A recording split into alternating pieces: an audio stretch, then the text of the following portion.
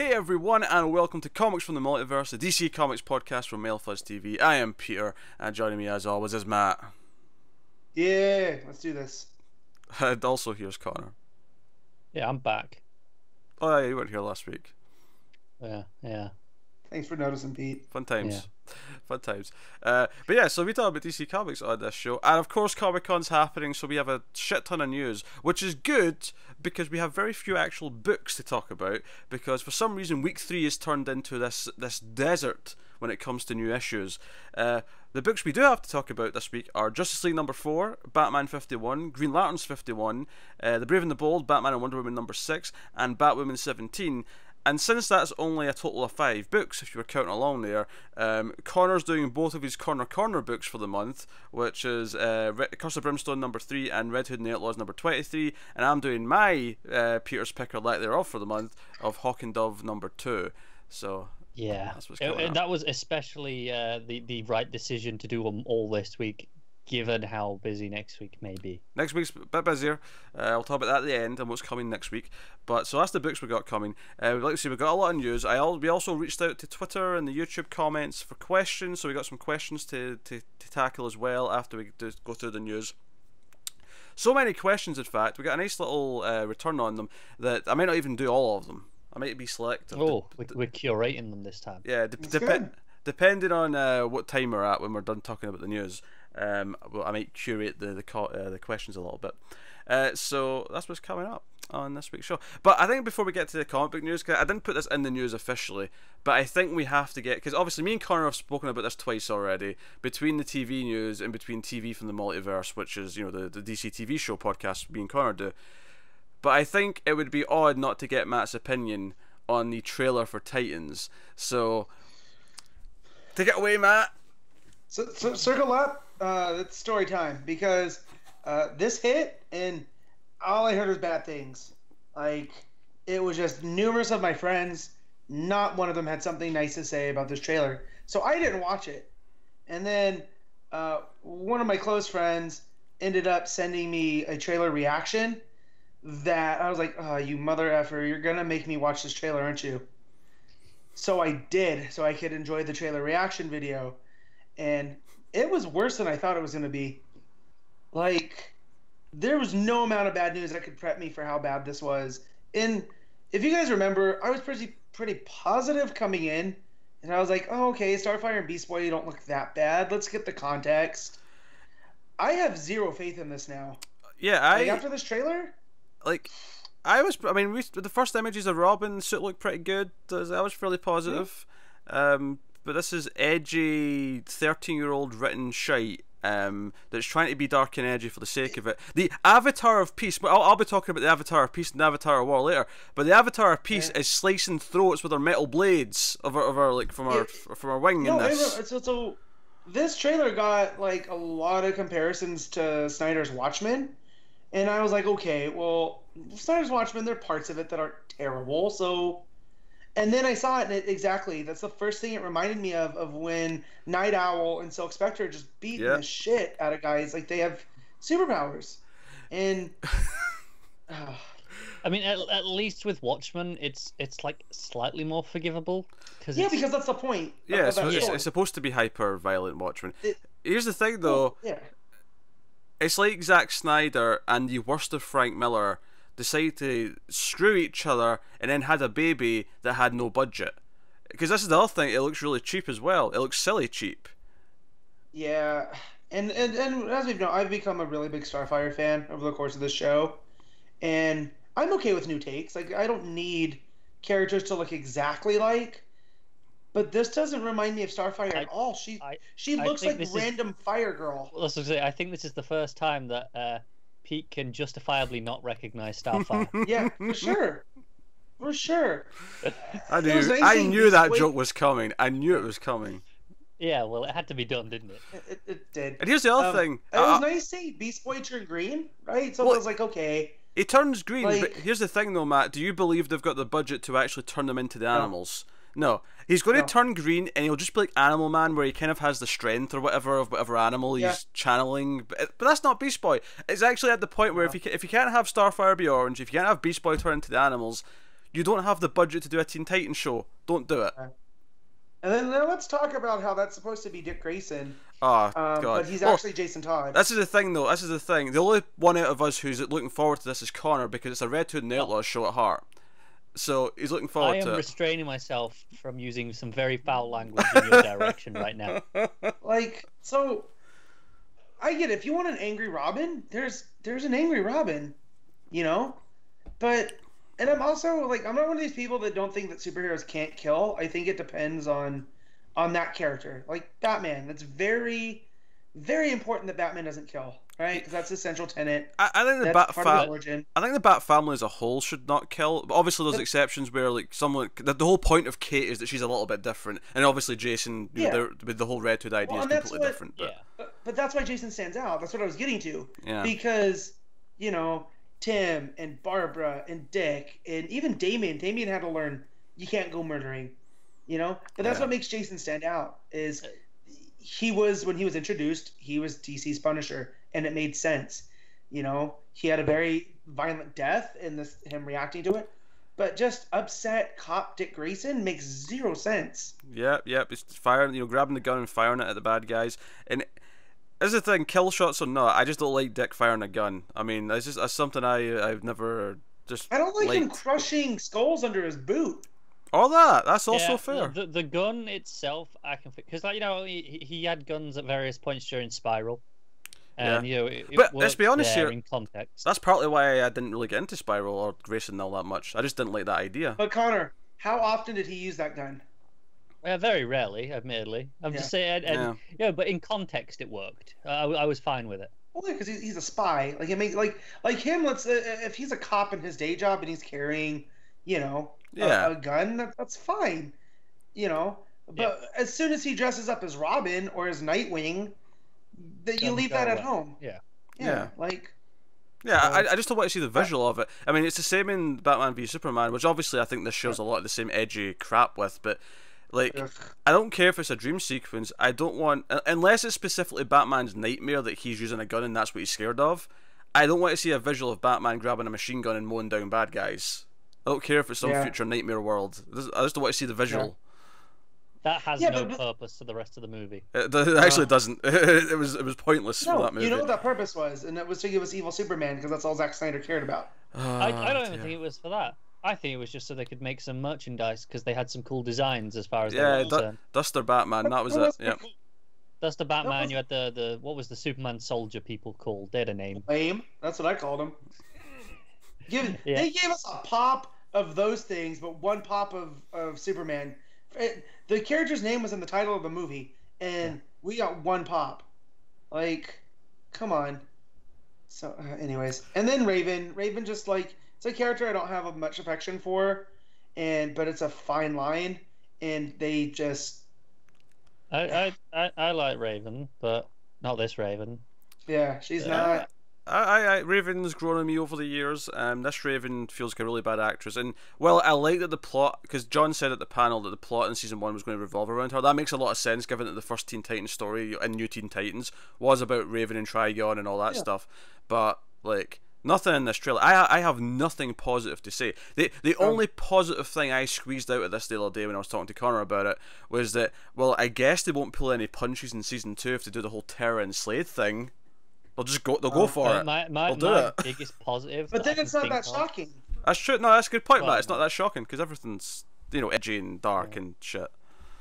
Yeah, no. My biggest positive is that it ended. Yeah. Well, this gives me no incentive to get the DC streaming service. Yeah, but you know what it does? Yeah, Stargirl does though. Yeah. I'm still gonna get it. Like, come on, I'm a mark for DC. But like, if this was the one thing that was holding it up, like, oh, I need to see the Titan show, and that's why I'm buying it, this wouldn't have done it. Yeah. This would have done the opposite. Tell people don't do it. Yeah. So, I mean, Stargirl sounds more promising, and it sounds like it might lead to a JSA show. Yeah, and that's fine. Gesundheit. But yeah. And that's different because Johns is going to be helming that. Like, he's going to have a lot of control. He created that character. The way he talked about Titans, he's like, he's brilliant defending it. Yeah, he sounds like he's into Titans, yeah. And he's written episodes of that show. It hurts. So That hurts. yeah, Yeah. honestly, Chauncey. like I was able to explain away why his involvement in Green Lantern didn't work out so well. I was able to explain away why his involvement, like in the movies so far, has not really worked because they were already kind of all in production before he got that job. But honestly, it's starting to feel like he's really unproven when it comes to actually working in any of the movies and TV shows so far. Yeah, I think Aquaman might have some of his influence, and then obviously Shazam and Wonder Woman 2 will have them. Will be where we see. But we've not seen those yet. So right now, like, the track record is actually pretty bad. It is, yeah. Yeah, judging from the images and the tone of Shazam, it seems like it's going to be okay. Yeah. You know. I will say his episodes of Smallville were not bad. His his JSA stuff and his Blue and Gold. Oh yeah, he had the one good Legion as well. He had the 1 or 2 good episodes in the last entire 5 seasons of that show. So yeah, but he only wrote like 3 episodes, and they're all pretty good. I feel this is a reaction though too. That wasn't a dig at. To be fair, that wasn't a dig at Smallville. That wasn't a dig at genre. That was a dig at Smallville for how terrible it consistently was. But yeah. I'm encountering this more and more, the edginess and people actually liking it. That I just. Like, I'll go into Reddit, and I saw people on Reddit praising the Titans. I have seen nothing but negativity for this. I have seen no point. No, I've seen some people in like the YouTube comments for the video, for example, being like, "I don't understand why people are hating this. This looks awesome." Yeah. Screw you. Out of character. Dark and edgy, horrible dialogue. The Batman line, even if that was Jason, which would at least would fit his character, the line itself is still bad. The line itself is just edgy for the sake of edgy. There's a lot of awful dialogue in this trailer, which is saying something because it's a 2-minute trailer. Yeah, but that one sticks out. My favorite thing that came out of this. Now this literally may have existed before this, but I saw it because of this, so I'm going to give it credit for it. Is someone photoshopped Job from Arrested Development with the Justice League from the movie, saying we demand to be taken seriously, and that really made me laugh because it feels like no, we still want to be taken seriously. So let's hope Stargirl's good. Let's hope that this potential JSA is good. Let's hope that Batwoman on the CW is good. Me and Cara talked at length about all that stuff on the TV news and the TV Multiverse podcast, so go check that out. So without further ado though, let's get on to actual comic book news because there was a lot of that this week. Yeah, let's get there. With SDCC. Now, obviously I've got a lot. I'm going to ask you to refrain from adding stuff until I'm actually done with this because I've got quite a lot in this list. I just want to say, remember like 2 or 3 weeks ago, Pete, when you said... That was great.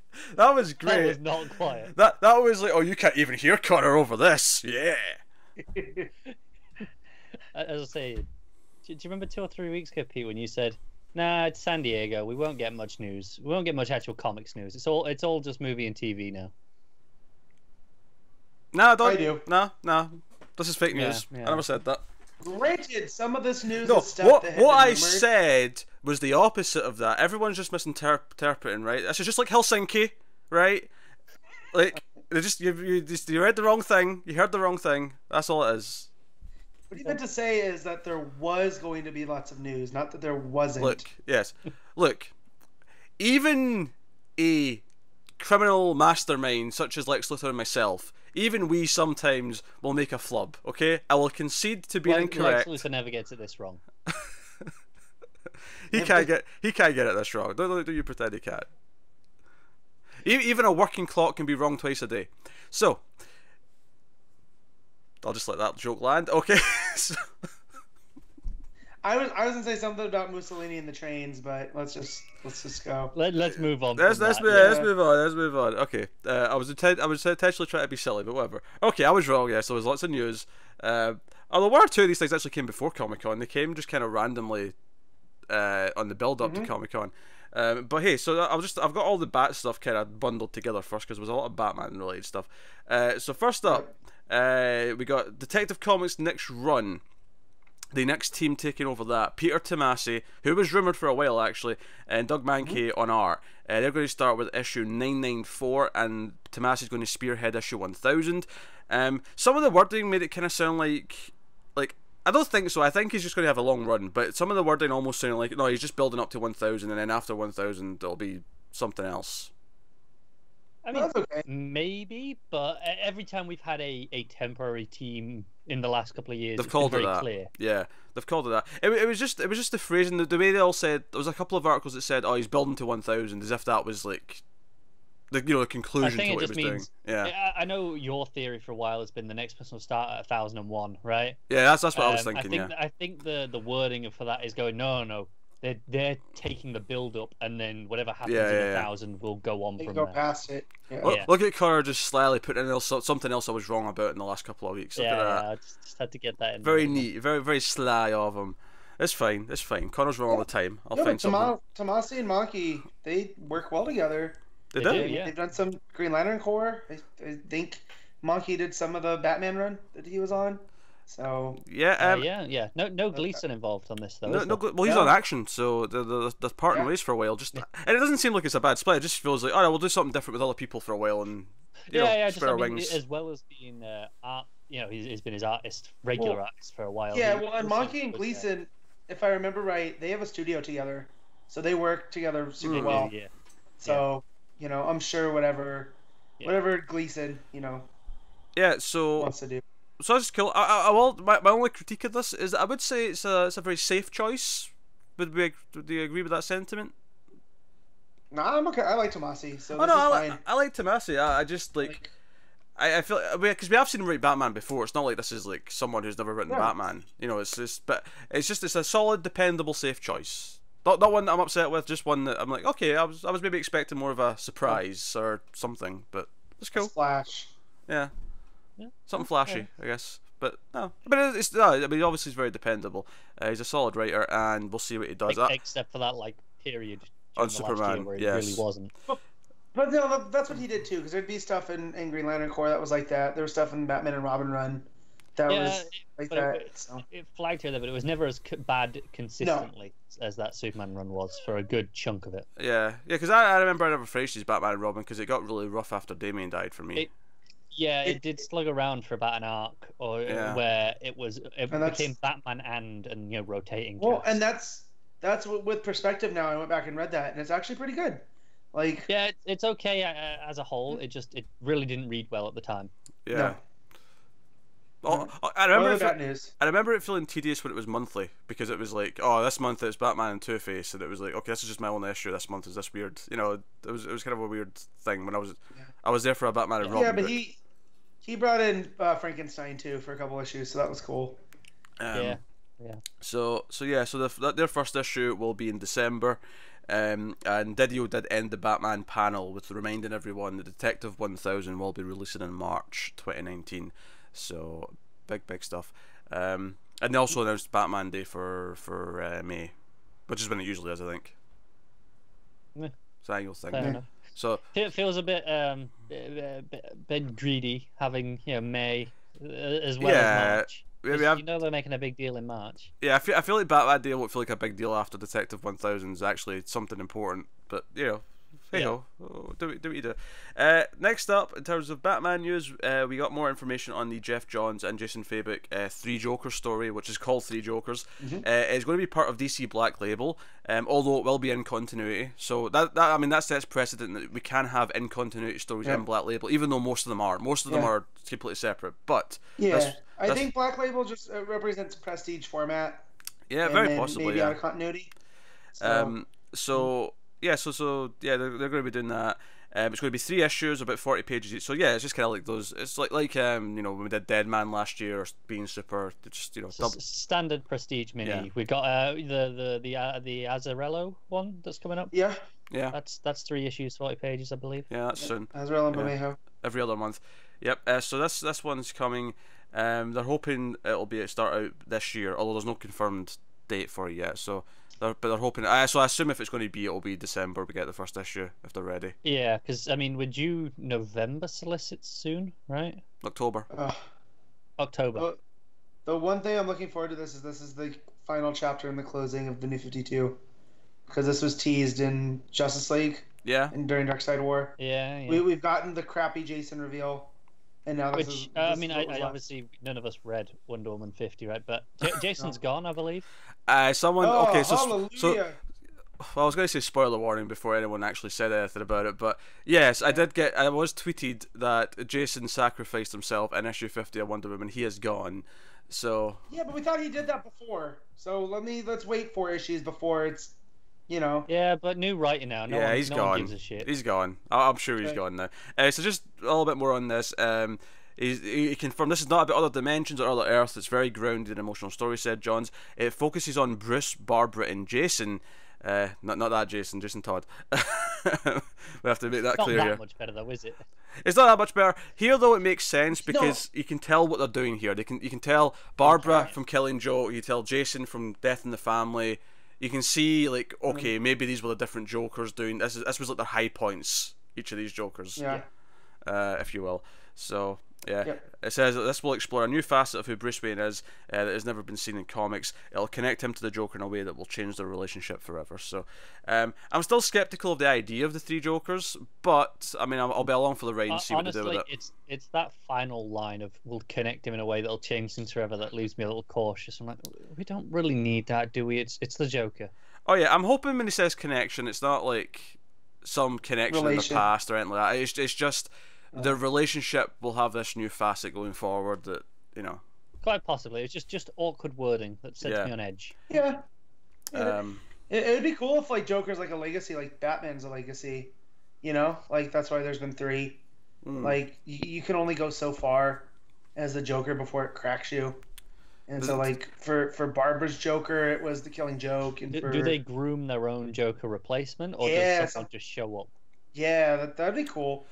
Like, I'd like that idea because Batman's a legacy. I would think my gut would say that someone just shows up, and that would lead to a story in the future where the original Joker shows up and maybe kills the other Jokers, and we have the one true Joker again. Probably this story, to be honest. Probably this story, very, very possibly, yes. I'm okay with that though. I like that idea. Yeah, it's not bad. All right, so sticking with Batman. Maybe that's what instead of just showing up when they crack, to fill the void. Maybe they show up and just kill the old Joker to take their place almost. Be like, no, I'm the Joker now. Oh, possibly. I still like the idea of the original one kind of reclaiming his throne, though. Yeah. So maybe they thought he was dead, and then he appears. Yeah. He's like, ta-da! I'm the Joker. I don't know. Anyway, so does he make a pencil disappear? Next up. That's a great scene map. Next up, DC has formally announced Mark Silvestri is working on a mini-series called Deadly Duo, and this is a Batman-Joker team-up book, which at face value sounds a bit, what are we doing here? Matt looks upset. Yeah, but you could probably describe White Knight like that. You can, and I was down on it because of that. That hook of what if Joker was the hero? You know? That was clear from the start. But I'm just reserving judgment on this one. I'm starting to get where I was 5 years ago, where there's an oversaturation of Batman, and it's annoying me. So I don't think it's actually changed though. I think it's just always been this much for like a decade at least now. But this feels like most of the Black Label or Batman that are coming out, are they? This, yeah, you have the 2/3 of them on the Black Label. You had the Wonder Woman by what's her name? Kelly Sue. Yeah. Right? And you had Superman by Office Rocker. Yeah, Miller. And then the rest of them were Batman. I don't think that's true. It was like 2 Batman out of the whole bunch. Yeah, I don't remember there being that. I mean, I guess. Alright, so then 2 out of 4. That's a little bit more than. There was more than 4 though. Stuff like White Knight has been retroactively added to Black Label, but I don't think that counts. Yeah, there was 6 or 7 announced, and there was only 2 that were Batman, I'm sure. No, there was way more than 2. I don't remember there being that much Batman. You'll come up, Wait, there's 3 Jokers. Wait, 3 Jokers is Black Label, right? Well, it is now, but it wasn't in that announcement. We're talking about that batch of 6 or 7. Carl's looking it up. Carl's sleuthing this. I am. Because Matt's making crazy statements. It's just making me agree to cookies again. Cookies are great. I love cookies. So we got Superman Year 1, Batman Last Night on Earth from Snyder and Capullo. Right, that's the other one. Batman Damned. That's the other one. Then we got Wonder Woman from Kelly Sue, Wonder Woman from Greg Rucka, and the other history of the DC Universe from John Ridley. So 2 out of 6. Okay, so that's 1/3. Yeah, now but there's add 2 in, Wonder Woman ones as well. Yeah. So let's add in 3 Jokers. Let's add in White Knight. And there you go. No, now you're padding the stats. You're padding the stats to make your point. Yeah, That's fine. That's what we Americans do.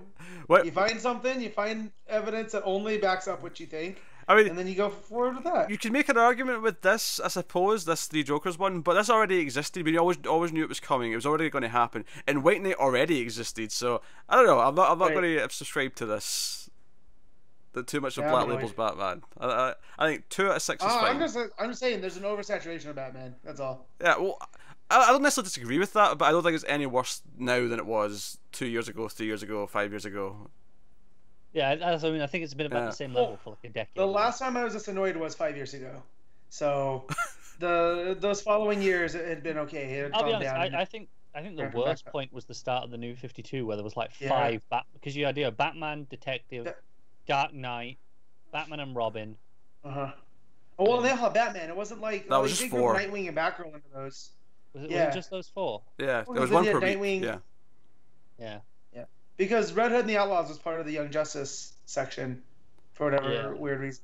I'm not talking about the Bat family. I've just meant like there was specifically 4 Batman books ongoing at the same time. Whereas we have. I would never count Nightwing or Batgirl or anything like that as oversaturation with Batman. No, give me more of those. I wasn't counting those. Yeah. I'll read 2 Dick Grayson books. Matt wants 2 dicks at once. You heard it. Make it 3. Matt wants 3 dicks at once. So am I. All right. So that's a completely other story. The 3 dicks. So just to give you a bit of so Silvestri's writing, drawing, and inking this. Batman and Joker are the worst team up ever. Joker is loving it, but Batman hates it. The story's premise is that someone is stealing something from the Joker, so he kidnaps Jim Gordon and tortures him to get Batman to team up with him. So that's what the story is. And apparently they're going to announce a date to this until the entire series has been drawn. So no delays on this one. Yeah. So this has been. They know how Silvestri works. Yeah, I think they're just getting ahead of it because this has been rumored for like a year that he was working on a Batman story. So I think they're just like, yeah, okay, we'll just tell them about it so they can shut up. You know what? This might just be a little bit. I'm still annoyed by Silvestri for interrupting my time with Mark Waid at WonderCon 2014. So that is petty. It is petty. Okay. I actually had something snuck in amongst the Batman stuff. I'll go back to that. So next up, we're getting. Did you miss stuff? No, I didn't miss stuff. I put something in the middle of the Batman stuff that should have been outside of the Batman stuff. This was just an organizational kerfuffle. I'll kerfuffle your face in a minute. I'm on a time limit, guys. So we're getting The Batman Who Laughs, a 6-issue miniseries written by Scott Snyder with art by Jock, which is going to start in November. So who likes when those 2 guys even team up? Everyone. Yeah, I know. Yeah. Especially when Snyder says this: "I wanted to get back to my horror roots." Yes. Yeah. I think it's funny because I have to give Matt some credit here because I think a few weeks ago he was saying, "Oh yeah, we knew there was some plans for the Joker Who Laughs." Yeah, October. Yeah. He was like, "No, he's in that Halloween thing or whatever it was that's coming up," and it's like, "Oh, it's just that." Me? No. Someone said that. No, it wasn't me because I was saying like, no, Snyder said there's something big coming up with the Batman Who Laughs. Yeah, and I remember someone disputing you, being like, "No, he's in that Halloween special or whatever it was that they've announced coming up." But she is, yeah. Well, yeah, but it was saying, "Oh no, it's only going to be that. It's not going to be anything else." And then you know what I want Snyder to return to? American Vampire.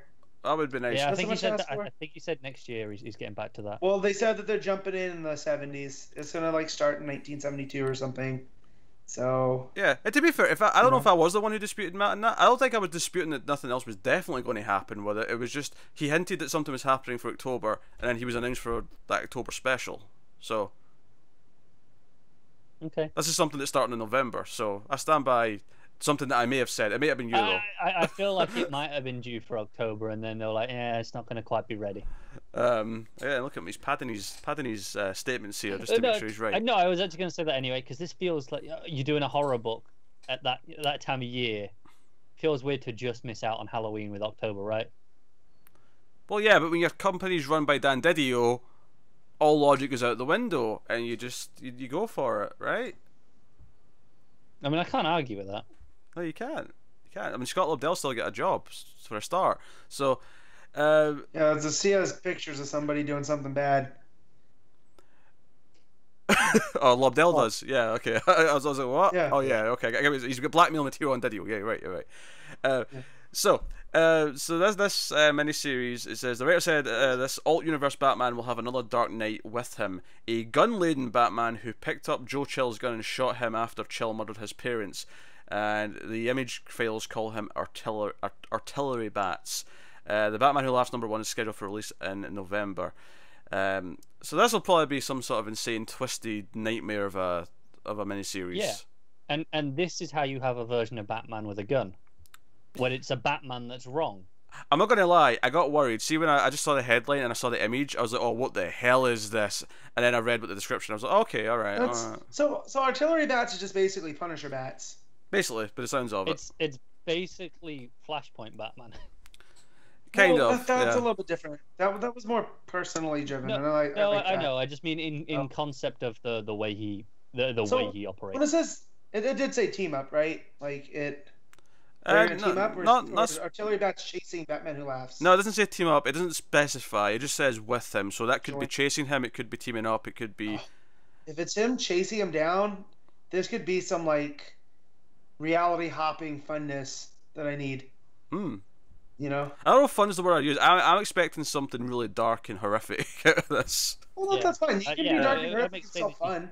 Hellish. Yes. Yeah. And Jock does hellish fantastically well.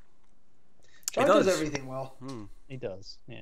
I don't know. I don't see Jock doing like a kid-friendly Shazam book well. Oh, who's to say he can't? Well, maybe he can. He could. But I'm trying to picture that in my head, and it still looks like the thing of nightmares. Isn't your new Skype picture a Jock Batman piece? Yeah, Joker. But he suits the Joker.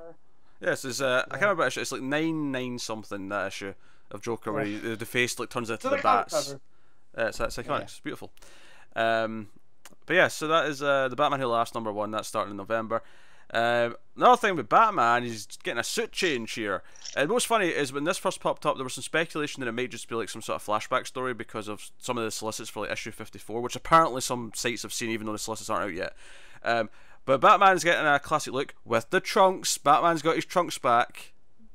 Praise be. Because he just picked up the same place that Superman picked his up at. Apparently. Yeah. Apparently. And also, apologies to the video folk if it looks like I'm looking over here all the time. It's because Skype's a bastard and made me update, and now I have to rearrange everything, so now I feel more inclined to look over here at the guys rather than under the camera where I'm supposed to look. So my apologies. Not much. I'll try and not do it, but not much you can do about it. Anyway, I think that on this costume it's kind of weird because we were supposed to be in the Doomsday Clock one was supposed to be once that the rest of the universe will catch up with that as soon as that finishes in about a year's time, and that will be the new Batman costume going forward. That new Gary Frank redesign. We still have a year for that though, right? Yeah, I just feel like why are we bothering? Well, let's look at the reasons, because King said a couple of things. So you can see the cover for issue 55 by Tony Daniels out. There's also an image from Lee Weeks with this costume as well, kicking about. So he's returning to the costume in issue 53, so we're only got a couple issues away. The in-story reason for this change is that Bruce feels the need to move on from his relationship with Catwoman, so it's kind of him trying to like rediscover his roots.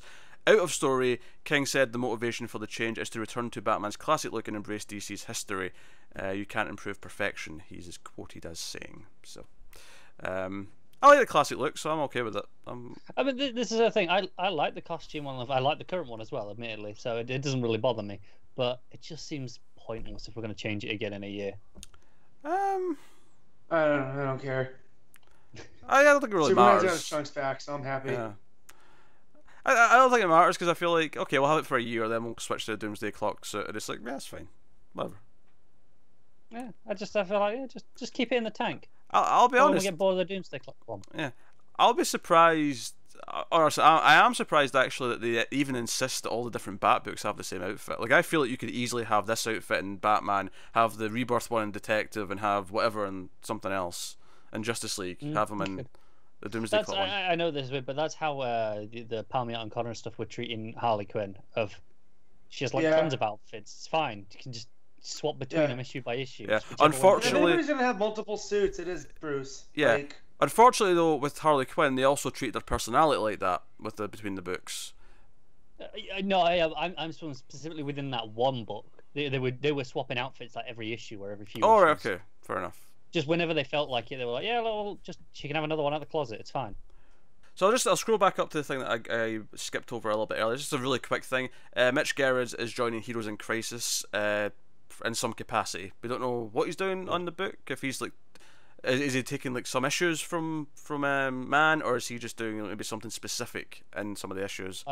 On a side note, I know he won the Eisner last night or the other night, whenever it was. And I believe Tom King shared an Eisner with someone else, I believe.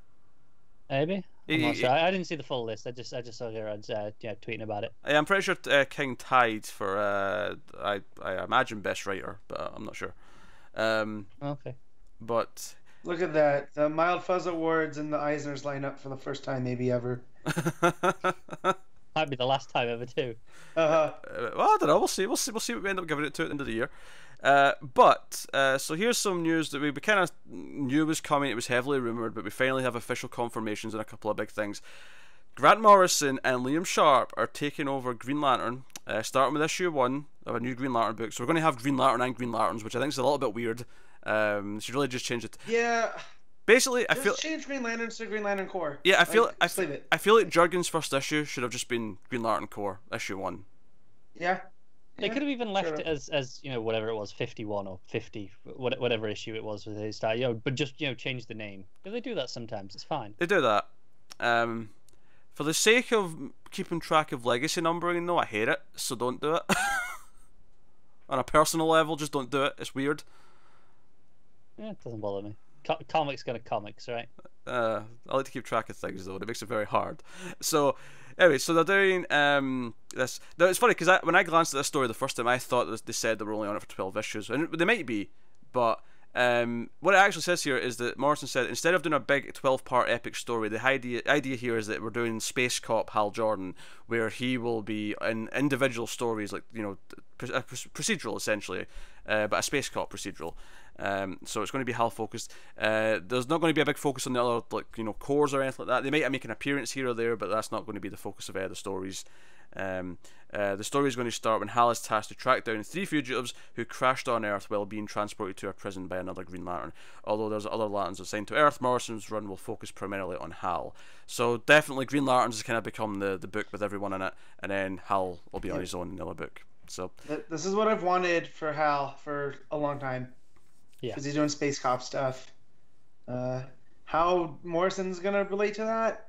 We'll see. I actually saw Morrison talking about it a bit, and he said he was saying how it's compared to most of them, it's really subdued, and it's actually something really perfect for him as a challenge to be this normal. Perfect, because that's why I loved Claus so much, which is a fantasy retelling of Santa Claus, but it's very just basic. Like, yeah, there's magic stuff in there, but it's very subdued. Yeah. So if we're gonna get some cool looking aliens, if we're gonna get those scorpion gods that he talked about when he was tripping his balls off, then cool. So I know Sharp said he was really excited to draw the constructs because he's like, the great thing about Hal is doesn't matter, it'll just be something to bash them with, and he likes having fun with just making that look good. Yeah, so this is coming. Issue 1's coming in November, so that's another November launch. So this won't be in next week's solicits. Next week's solicits for October, so we're getting some sort of preemptive. November's looking mighty hefty. A lot of big things. So the other big rumor, of course, that we had alongside that, only one of them anyway. There's no news on any Flash books or anything like that, but we did get the Aquaman confirmation. Sorry? I said yet. Weekend's not done. Okay, sure. Weekend's not done. But Williamson was already, well, I mean, not that Williamson would be announcing it, but Williamson was already on a panel talking about Flash. I feel like if it was going to be announced at any other panel other than the first couple, it'd have been that one. Probably. But live in hope. It's probably coming after Heroes in Crisis, because we have to go through that story with Wally first before we can get his own book. That's what I'm sticking to. True. So yeah. Real quick, while I can take my shot right now, King shared it with Marjorie Liu. They tied. Oh, there you go. And for Best Writer. But he was nominated for Batman, the Batman Annual 2, the Batman Elmer Fudd Special, and Mr. Miracle. She was only nominated for Monstrous. So I don't know which one of them is more impressive, because it's like she got it for one book, but he got 4 books nominated. He had like 4. I mean, to be fair, 2 of them are just one shots, but yeah, that's true. But the next person on there was Matt Kent, who had 4, who also had 4. So yeah, fair enough. It's kind of weird that they don't. Also, it's weird to me that they don't, like, you know, like the Oscars where it's like, no, you're nominated for this work. Yeah, this is what you're nominated for. But no, it's not everything you've just done in the year. Producer, collectively, it's as a whole. But Mark Russell, who wrote the Flintstones for DC, was nominated for Best Writer. So now I think I'm gonna have to go back and read. I think that got nominated for art as well, if I recall. It got a few nominations here or there. Real quick, while we're talking about it, it didn't come up for art. Maybe it was color. It's somewhere. I'm sure it got a couple. I remember seeing a month or 2 ago, whenever it was. Alright, so anyway, this Aquaman story is that Sue DeConnick is going to be writing it, as we heard. Robson Roque is going to be the artist on it. There's not actually an official word as to what issue that's starting with. We currently have Dan Abnett solicited up to issue 40, so given that they announced everything else that was coming in November, it feels like it might be slightly later than that, just because, or maybe they just forgot to mention it.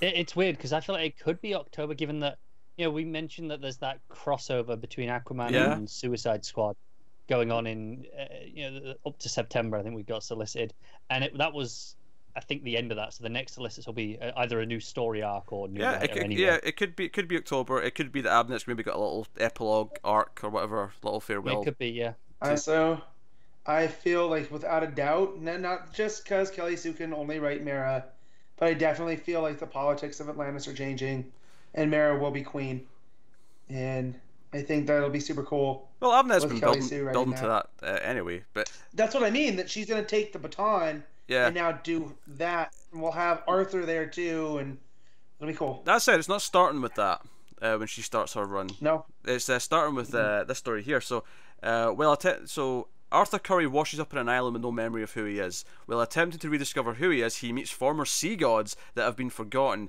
and were also marooned on this island. In many ways, an examination of who the character is, and what kind of the vein. It's kind of in the vein of Daredevil Born Again and Batman Year One. And the DeConnick and Roca are working this. Cool. It's also going to focus on his relationship with his mother, Atlana, who, of course, you know, was the actual one from Atlantis, as opposed to his father, who's the Nicole Kidman, the regular human. Sure, Nicole Kidman. Yes. Tamara Morrison. Guys, I'm really excited for that trailer, and I keep checking to see if it's dropping, but I think we're gonna have to wait till the afternoon. Yeah, it's coming today sometime, but we'll see. Yeah. So that's that. And obviously we knew that Geoff Johns was going to take over Shazam. That had already been announced, really, but it's now officially been kind of like announced by DC itself. With Dale Eaglesham on the art. You know what I'm taking pleasure in? What's that? How much that James is worried about Johns' Shazam. Well, Colin, I don't really big on the New 52 version. Nah, you can't just drop a statement like that. No one listening or watching this show knows who James is or what his opinion is. You just drop that. We've talked about James before. Yeah, but not enough. Not enough. Our friend James. Yeah, it's not enough to know exactly where you're coming from here. So you have to make that clear. Include the audience. Let them feel like they're including the story. So our friend James is really big with Shazam being like the happy-go-lucky guy or kid in a man's body. And the New 52 version was very much bitter Billy Batson, struggling to be a hero. But through that, he learns like love through his family and extends his power to his adopted brothers and sisters. Yeah, if I recall, he had an arc. By the end of it, he was a bit more. Yeah. It was less of a little shit. Exactly, and James has a problem with that because he wants him just to be, you know, I'm Shazam, I have magic, this is great. And if John's is doing this more, as we've seen with like some of the art, it's the Shazam family. Yeah, I just love the idea. It's the entire even this here. It says Billy Batson and his surrogate family, Mary Bromfield, Freddie Freeman, Darla Dudley, Eugene Choi, and Pedro Pina. So as it mentions them all, they're unlocking the mysteries of the Rock of Eternity and delve into secret worlds of magic to discover their ultimate destiny. So Dale Eaglesham's is a good choice for the art as well. Very bright and poppy. This is also coming November. Very bright. Shazam issue 1 is coming November 21st. So there you go. But I was just looking about Aquaman. It seems there was hints that it'll drop in December, because obviously that's when the movie's coming out. That makes sense. That makes some sense. Apparently Didio hinted that December, but Didio. No guarantees. It feels weird not to just say that. Maybe it's not a sure thing yet. Maybe they have to wait and see if the schedule's going to line up. Like maybe the art may not be ready or something. Roca. Yeah. But no, so it's all good news. So just I want to point out here. So now we have some things confirmed, right? King on Batman, Bendis on Superman, Morrison on Green Lantern, DeConnick on Aquaman, Will Wilson on Wonder Woman. Like, regardless of your personal opinions, that's quite a list of names on all the big. That is in baseball. That is a murderer's row. Like, there's nobody you can't pitch to there. Like, because someone's gonna cause you damage. Yeah, I mean, regardless of your feelings of any one specific writer, that is a list of names. Yeah. That's a list of notes. If you don't like Bendis because you're crazy, then read something else. Bendis is the other one there I dislike. Wilson, I have absolutely no experience with, so I'm not excited for that. But I've heard good things. Yeah. Oh. But again, I've no personal experience, so I mean, there's always the chance it won't jive for me. And I'll make fun of you for that too, should that happen. No, that's fine. Morrison and Kelly Sue. Kelly Sue is one that I only have very limited experience with. She did. Kelly's been a bit hit or miss for me. To be fair. Yeah, she's. Although I hear her Captain Marvel's really, really good. I keep wanting to go back to it. Yeah. But I've read before New 52. She did some issues of Supergirl that I really enjoyed. So that's exciting. Yeah. Yeah. I'll just say we got this really big all-star lineup for all the big books coming up. Well, I say November feels particularly big because that's when Wonder Woman starts, right? With all the the new team start. Green Lantern, Shazam. Batman Who Laughs. Johns. Batman Who Laughs. That was it as well. November's kind of huge. Oh my god. See, and now I feel like this gives Marvel a leg up at developing some new writers, which I hear they're doing really well, So, we're on the pace. I like when both companies are doing well. Right, so we're getting to some pre-SDCC stuff. Not that I'm necessarily done with SDCC in general, but this was also news. This is a crossover coming in October between Justice League Dark and Wonder Woman, which sounds quite interesting. We have James Tynion is going to write the whole thing. So, as much as we said, we'll be back on Wonder Woman Wilson's run starts, we'll actually be reading a couple of issues before that, because the 2 issues in October are going to be part of this crossover. It's called Wonder Woman and Justice League Dark, The Witching Hour. And the way this is going to work... And that's okay. Yeah, the way this is going to work is we've got it's a 5-week month, and on the first week of the month there's a one-shot to start it off, and then you get an issue of Wonder Woman the second week, and then in the issue of Justice League Dark the third week, 4th week's another issue of Wonder Woman because that's double shipping, and the 5th week there's another one-shot to wrap it up. So the one-shots are both bigger issues, they're both about 40-something pages. I love when they do that. My only complaint with this is that the titles for these one-shots are awfully confusing, and I had to read this like 4 times just to make sure I wasn't reading the same title twice. Because the title for the first one is Wonder Woman and Justice League Dark, The Witching Hour #1. The title of the final one-shot at the end of this is Justice League Dark and Wonder Woman, The Witching Hour issue 1. Don't know why they didn't just pick one and call it 1 and 2. I don't know either. It's so confusing. Even as someone who, this is just a thing. I'm reading this article and I went back and forth and read them because I thought I was reading the same thing multiple times, and I was like, what's the difference? And I was like, oh, they've just swapped the titles at the start, and that's all they've done. It's confusing. It is a bit bullshit. But hey, so here's the thing. So I'll read this list for part 1, not all the rest of them, but I'll give you who the art is in each issue. So the first one, okay, so with art by Jesus Marino, sets the tone for Wonder Woman centered event in this 48-page debut one shot. Hise, how do you pronounce that? The Witch Goddess. I have to see it in front of me. I don't have it in front of me. Hecate. Oh, Hecate. Hecate. Alright, see, I never would have got that. There you go. Right, Hecate, the witch goddess of magic, it's Greek.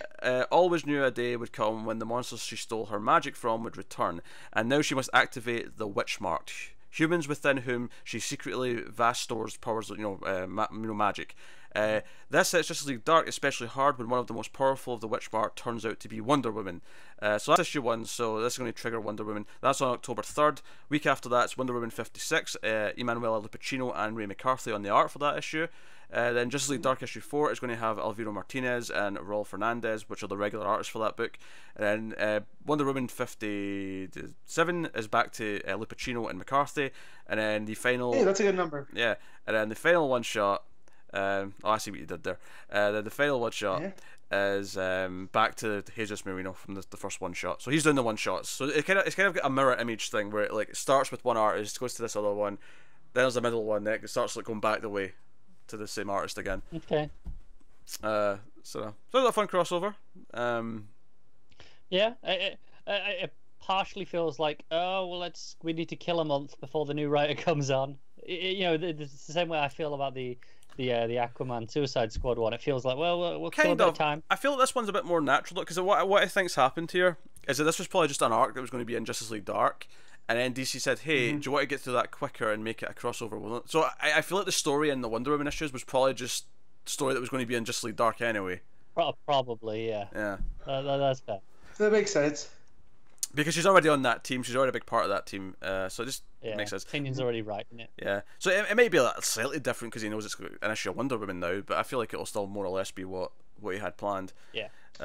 So yeah, that's coming in October. So that's a full arc we're getting over the course of October. So as much as November's got all that big stuff, October still has a few treats. Small tidbit about Justice League. Couple of small tidbits about Justice League coming up. Starting Justice League issue 10, the story will focus on Aquaman and Wonder Woman, and the art will be Francis Manapul on that story. So you can you can have that. And then the next story before that though is about the Joker, and will reveal all of his possible origin stories. Apparently. So that's cool. cool. I don't mind that because it's all possible origin stories. Yeah. No, that's a fair point. Fine. So just a couple of tidbits. So that came out of the Justice League focus panel.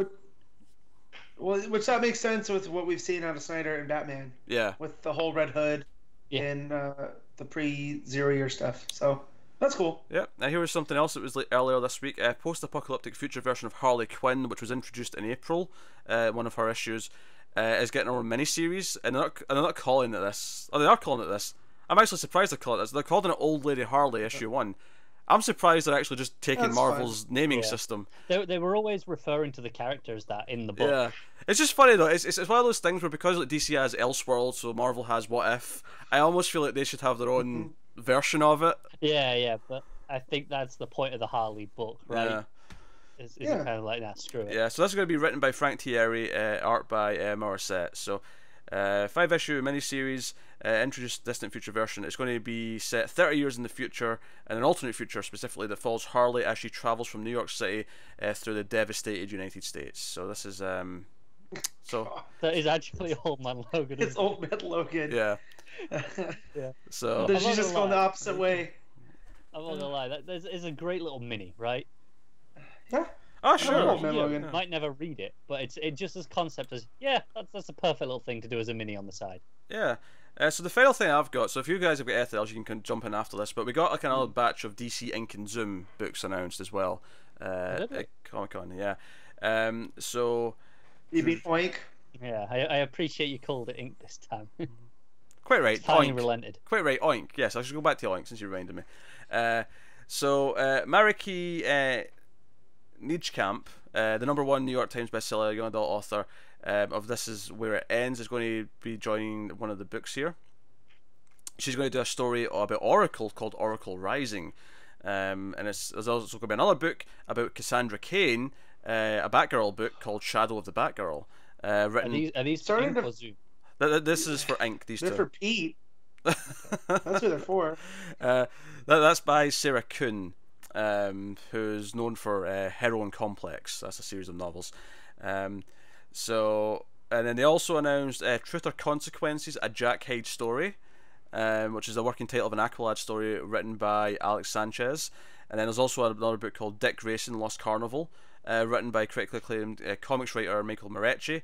And then we have Lee Berdugo's Wonder Woman Warbringer, which is adapted from a prose story by Louise Simonson. So That's coming. So those were all ink, That's and then cool. there was one Zoom book, which is another Wonder Woman story called Diana, Princess of the Amazons, written by Shannon and Dean Hale.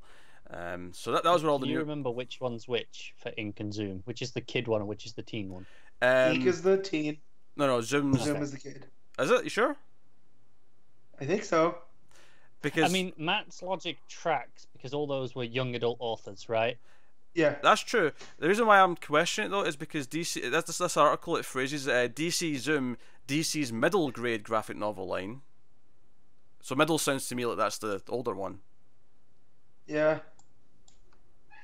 No, I think that's like middle grade. That's like okay, Okay. 8 to 10.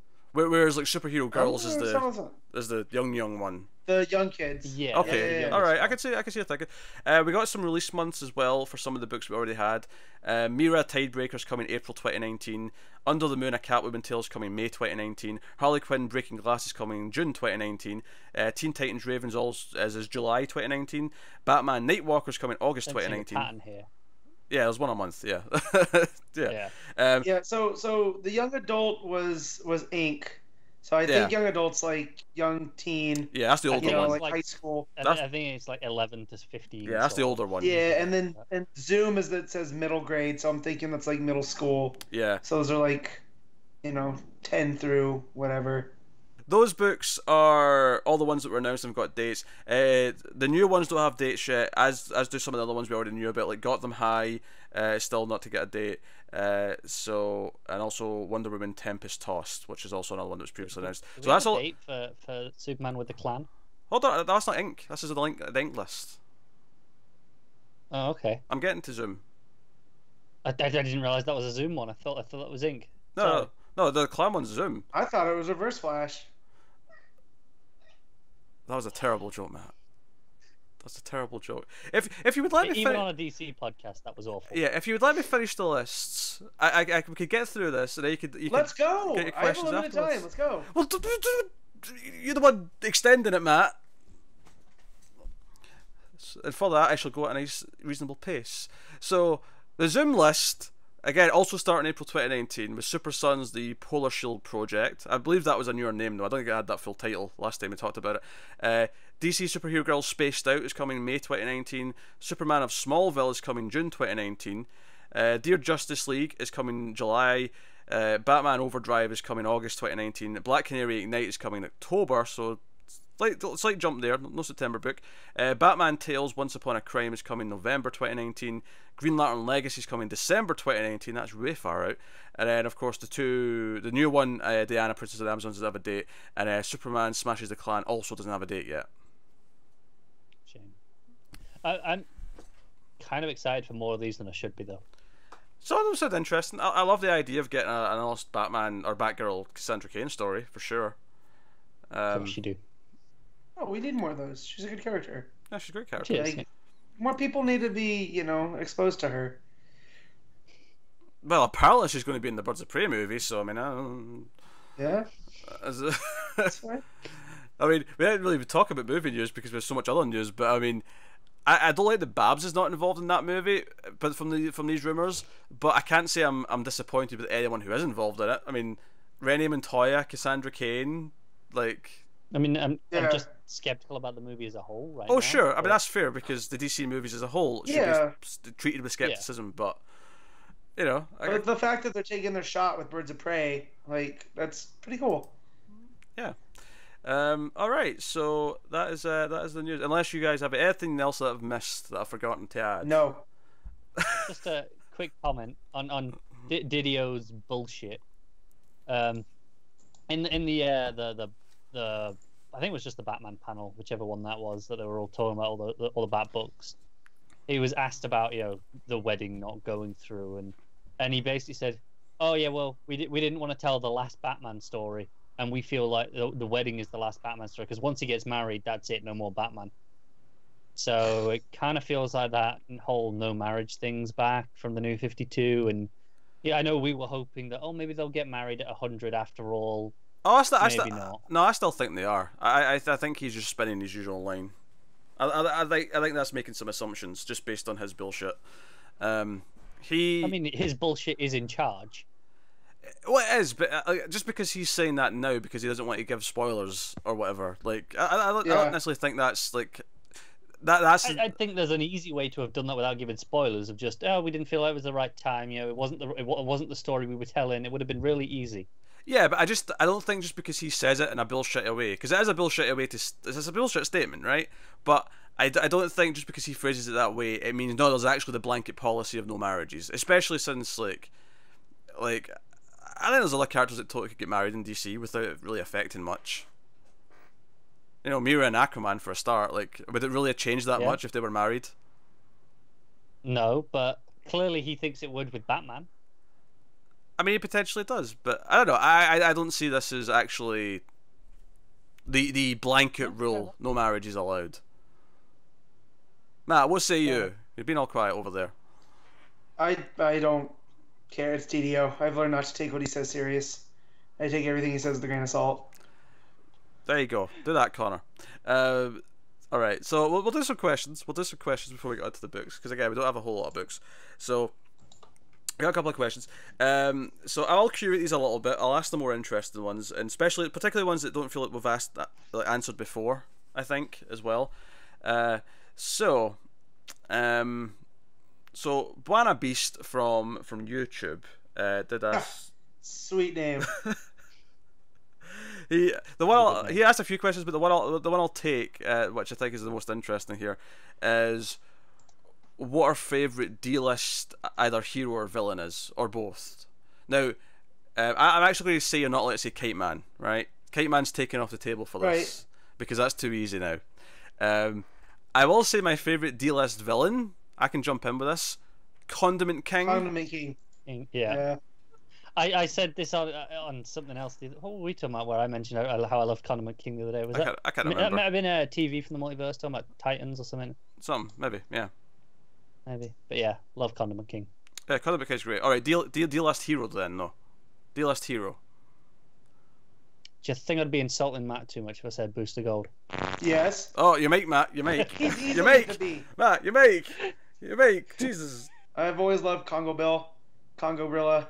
He's a guy that found a magic artifact that lets him switch places with a gigantic gold gorilla. It's pretty cool. Of course you love that. Yeah. Of course you do. He was probably the best part of Robinson's Cry for Justice when he shows up, because he got trapped in the Kongorilla form, and so he's this proper British guy, but in the body of a gorilla. So he's trying to drink tea, and his hands are too big for the teacup. It's great. I don't know if I've got like one that springs to mind immediately. Like, I've got a lot of B-listers that I like, maybe some C-listers, but D-listers is specifically quite far down the barrel. I feel like isn't it? I feel like you encounter more D-list villains because you sometimes throw them in for a joke story with a hero. Well, I'm honestly surprised you didn't pick Cold Snap. Yeah, me too. I mean, Cold Snap's great, but no, Condiment King's better. I love. Because I'm rereading Johns' Flash, Chillblaine, who's this really terrible version of Captain Cold. Like, so much so that he gets frozen and pushed out a window. Coldblade. So add that to the list of cold-based villains in DC. No, Chillblaine. Chillblaine, sorry, how could I? Adam, Cold Snap, Minister Blizzard, Icicle Jr. That's before we even get to Captain Cold and Mr. Freeze and Killer Frost. Yeah, well, those are all the top ones. Yeah. I like how you have A, B, C, D tiers of just cold villains. You do. You're more than D. I would argue that Cold Snap's an F, or E or F list villain. Quite possibly. I just pulled up D-list DC heroes and villains. Okay. The Guardian, so like the Metropolis Guardian. Oh, That's a cool concept. I like that. It's okay. I don't know if I'd put. I mean, unless there's no one else I like, but I don't know if I'd put him as favorite. We have Super Chief and Chief Man of Bats. Those are pretty cool. Those are Native American versions of Batman and Superman. Who else? A lot of these I don't really. Well, that's the thing. Is Tracy 13 really D-list? I don't think so. She's definitely C or B. No, I can see the argument for her being D-list. I don't think she's got enough exposure to be. Certainly not as high as B-list. I'll accept C-list, but yeah, C. Yeah. Who else? They have Gnort from Green Lantern Corps, the dog-faced Green Lantern. He's pretty cool. I suppose a lot of the Alien Green Lanterns would count as D-list because they're just kind of. It's Space Ape, right? Oh, Space Ape. Yeah, Space Ape was great. Chip. Badge, Chip's replacement, who's a squirrel. He's pretty cool. Yeah, Chipper, but I don't really mind which one. It's just Stell and Green Man. I can name Green Lantern Stell's the robot one, right? Yeah, and Green Man's partner. I'd have said Dexter for villain, but he's at least C-list. Let's be honest. So it probably is. Yeah. But there you go. So we'll move on now. So I'm being selective here with the question. So if I don't pick yours, don't feel too bad. We might come back to it in the future. All right. So here's one from @Tim3Robin. So he asks, what is the most important out of the three here? Writer, artist, or character? I assume he means in that order. No. Oh, go ahead, Pete. Mascot. Oh no, you've got an alternate take. You jump in. Yeah. So for me, it used to be character. I would read character before anything, and that's how I got stuck with Lobdell Superman for far too long. Mm-hmm. So now I'm very writer driven. And if it's a writer that I like, I'll give it a chance. Versus if it's an artist that I like, but I don't care for the writer. Like, I love Emanuela Lupacchino, but if she jumps on a book with Scott Lobdell, I'm not picking it up. Yeah. Honestly, I might say like the artist is the least important, just in the sense that I won't read a book just because of an artist. Some people will, but I won't. Yeah. Well, that's the thing. I won't read a book just because of a character now. I mean, I might try a book because of a character, but I'm not going to stick with it. I will always try a book because of the writer. That's why I'll stick with it. Absolutely. The artist, though... I think writer's the most important by far, because I will try a character that I don't like because of a good writer. That said, I do think character, well, it shouldn't be the most important because, I mean, quality is not necessarily related to a character. There is definitely some characters that I don't like enough that I just probably will never get into, no matter who's working on it. Yeah, fair enough. I think for me, the reason artist is more important than character is because if you give me a writer I like and a character I like, but I hate the art, I'm not going to enjoy that book. I'm not going to be able to read it.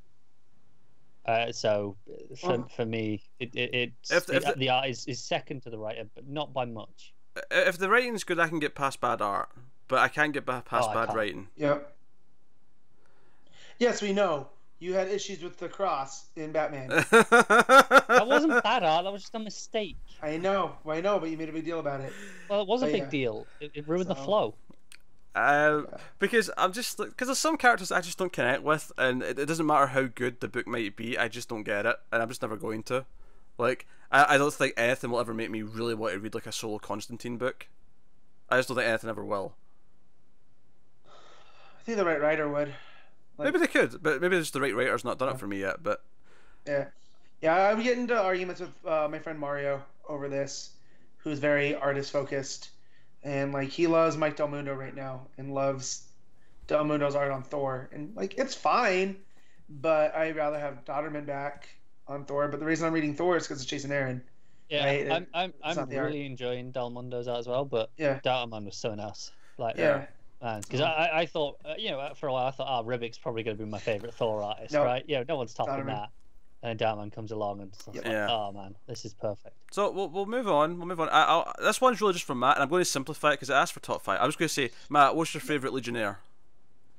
Oh, so my favourite Legionnaire is Lightning Lad. Cool. We'll leave it at that. I'll add so much time if you have to sit and think of 5 of them. So I'll just who's your favourite Legionnaire? No, I got Lightning Lad, Ultra Boy. Yeah, he's pretty cool too. So yeah, and we'll finish with this question. Sorry if I didn't pick yours, but we did have quite a few. But I think this one's again somewhat interesting. This is from @CoreyYNWA on Twitter. Someone on YouTube also asked this question. It's a very similar question. Is if you could steal any Marvel character to join the Justice League and the DCU alongside the rest of the main team, who would you choose and why? That is an interesting question. I think there's some obvious things you could jump to. I mean, I think it's easy to jump to Spider-Man just purely because DC could use like a teen hero of that standard, I think. But is it the most interesting answer? I don't know if it is. I'm stealing Daredevil. I feel like DC needs to step up their street level to that, like, because I don't. Batman fights on the streets, but he's not a street level character. He's not in there mixing it up with those people. And same with Superman. Like, yeah, he's around Metropolis, but I feel like you put Daredevil in any one of the DC cities, and it makes for an interesting story. I mean, in theory, you could just do that with Batman, right? Yeah, but I feel Matt and Bruce are such different characters. You know, both are very tortured, tragic figures, but it's how they deal with it. Matt's very vulnerable, where Bruce. I agree. I just mean, in theory, you should just be using Batman for these street level things, but everyone wants to do something bigger with Batman. Connor. It's if I could take Daredevil and put him in the JLA, that'd be pretty cool. And like you nobody knows his identity type story. You know, it's like, who's this guy? I think it'd be fun. Batman's trying to figure it out. Yeah. He gets lawyered. This question did say to focus on someone who would actually join the Justice League, because that kind of because I had a funny thought there. This would not be someone who joins the Justice League, but what if we could get J. Jonah Jameson to like have a rival paper? Yes. Right. Oh. Yeah. I can see gold coming Superman from that. Superman the Menace. Yes, but that's not that. And Daily Planet has to defend Superman. This will be like a paper rivalry. The Daily Star.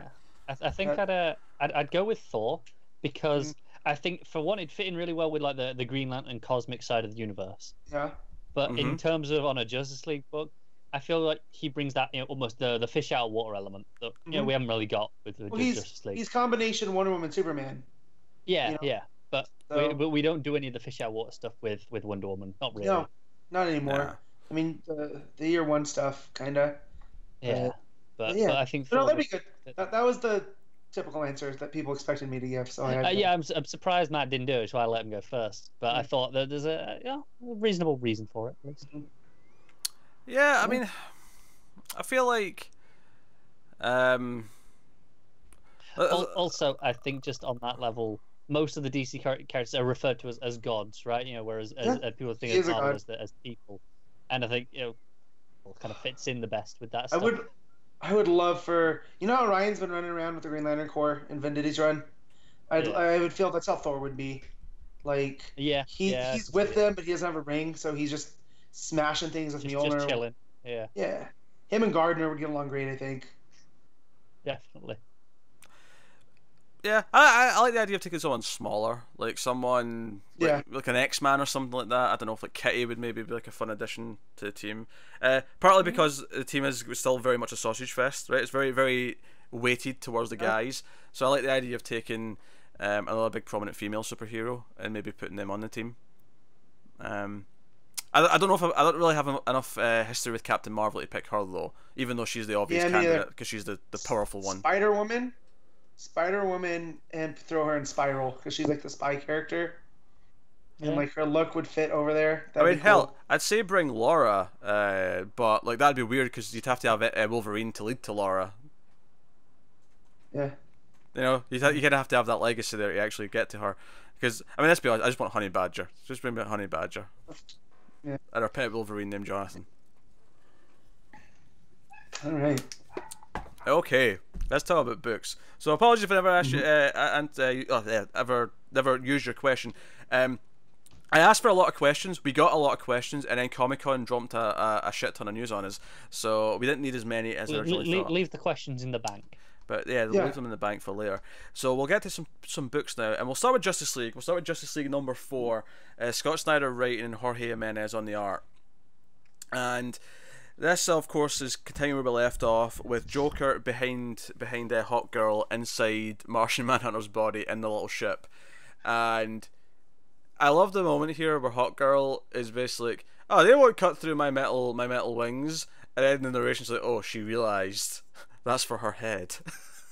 Yeah. And I love that Joker just wants to cut someone's head off. That's the only reason he's there. Yeah. And it's cooperating. Pretty much.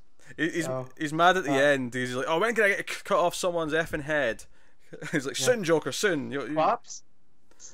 So props to Jimenez for the art in this issue, because to make Superman look like Lex and to make Manhunter look like Joker, but without changing anything, just through facial expressions. Yeah, just the grins in their faces. Notch. Like. Yeah. He's really, and yeah, there's certain panels that, you know, some of the characters, it's I've heard it described as almost like manga-esque. Like they have the big expressions and stuff sometimes.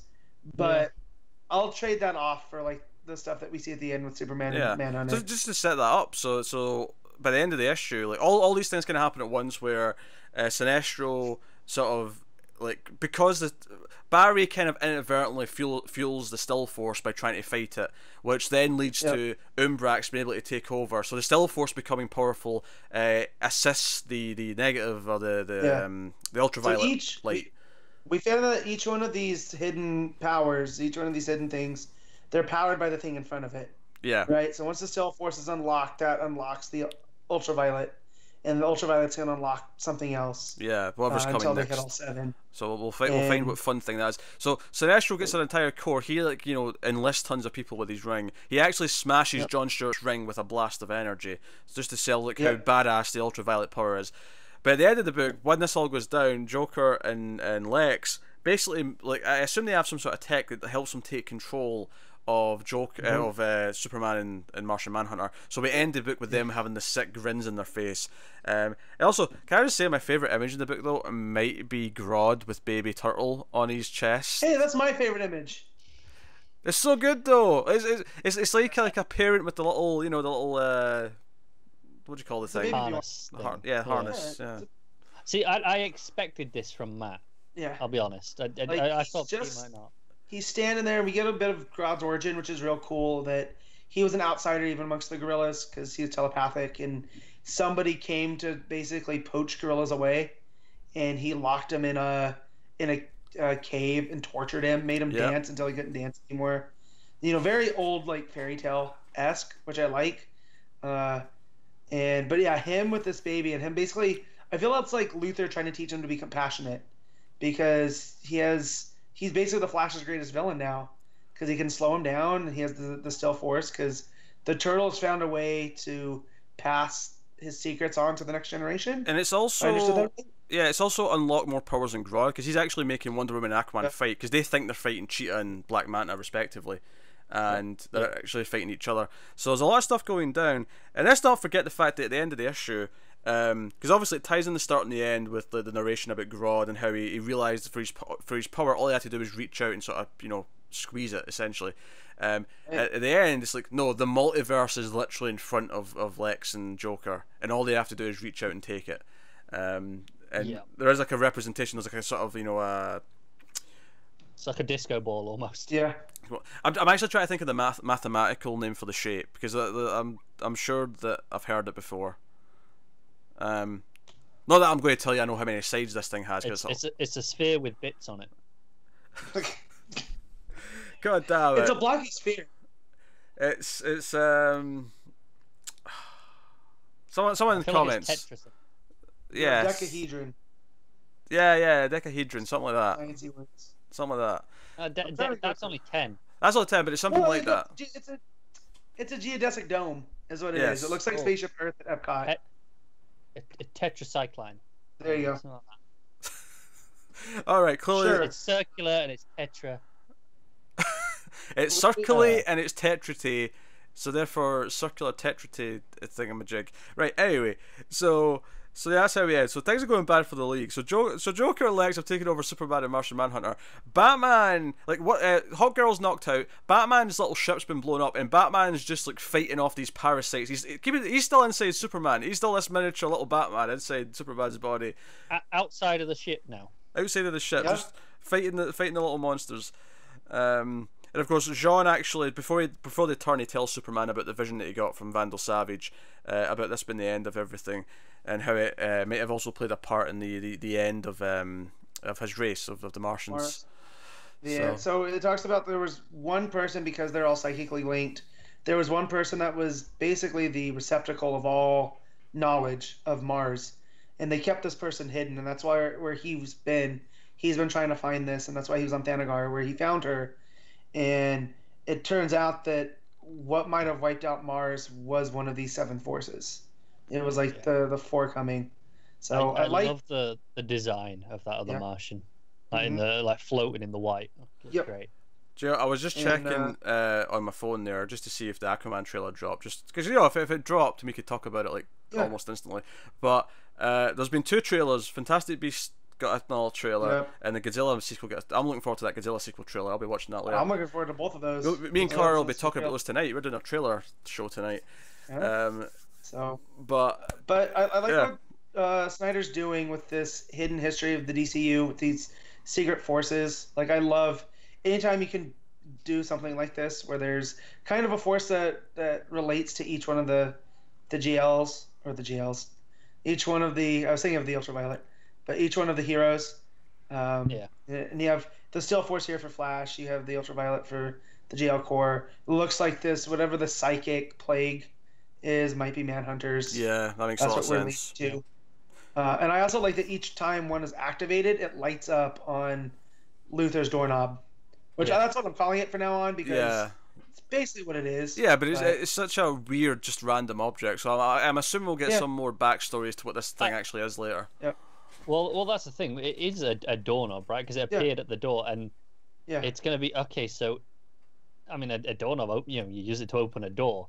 So, I know, but assuming these lights are I'm assuming these lights are the key, and it's unlocking it. What's it a door to? Right. Oh, sure, yeah, but why did it appear randomly at that one building in Smallville? No. Right, that's a valid question, because right now it's just random as shit. Yeah, I'm feeling like this is what we talked about, where Doom is Fate and Fate is Doom, right? From the old thing. I feel like we might start getting some of this next issue. Yeah. Very possibly, yeah. Because because that's the Legion of Doom issue. Yeah. So, but I feel like it's calling to Lex, and Lex in turn is calling to it. So, I also think there's going to be some kind of twist where none of this actually has happened. It's Manhunter, like this is the darkest timeline, or whatever. Kind of hope not. Yeah, I hope not either, but I feel like that's how we can. Because man, it's gotten pretty dark for the Justice League. Oh, it's gotten pretty dark. Everything's happening. The villains are winning, and it kind of feels like to me that they won't really necessarily completely win. Like the Justice League won't necessarily completely win at the end of this arc. It feels like there'll be some great leftover things for this run to pick at and solve over time. Yeah. Well, it's a war of attrition, right? So whatever ground that the Legion of Doom take, I'm sure Justice League will fight back. Yeah. And so it's a game of inches. My only problem in terms of the writing in this issue, because I had a few little nitpicks here with the art on certain panels, but writing wise, I wish that they hadn't said to John that now you're Ultraviolet, it's permanent. You'll never be a Green Lantern again. It's like, we know it's not. Don't even bother. It's not worth even saying that. It's not worth trying to raise. I saw him in Green Lanterns later in the week, and I was like, liar. It feels weightless when you tell me that. Yeah, no, that's fair. I am liking this third person narration though that the books are starting and ending with. It feels big. It feels like a big deal. Yeah. Like whether this is a narrator we actually ever meet, or if it's just this unseen narrator voice. I kind of expect to meet them at some point, because I think comics do that quite a lot, where it'll feel like it's just narration, and then eventually it'll turn out it is someone telling the story. Yeah, but I like it because it feels like this is a big deal. It gives it that just a little bit of the gravitas of so I do like on that angle that it's blank, the narration boxes. You know how usually when it has some color scheme or some symbols, know whose narration it is. Yeah, whereas white. These are just plain white. Yeah. I wonder if it's going to be the Monitor, because we did get the return of the Monitor in Metal. Yeah, sure. But yeah, let's rate Justice League. Let's rate Justice League. So, let's do that. What do you give it, Connor? 8.5. I had a blast. Matt? 8.5. I'll also go 8.5. Okay, that was nice and easy. There you go. Really solid. So we'll move on to Batman, number 51. Tom King writing, Lee Weeks on art.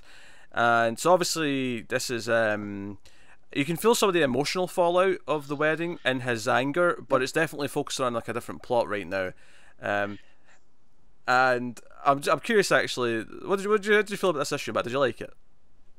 Yeah, I did like it because we talked a little bit before I got to read it, because we got together and recorded a review for Glow, and you had already read it. I was getting ready to, and you're like, yeah, it's an interesting concept.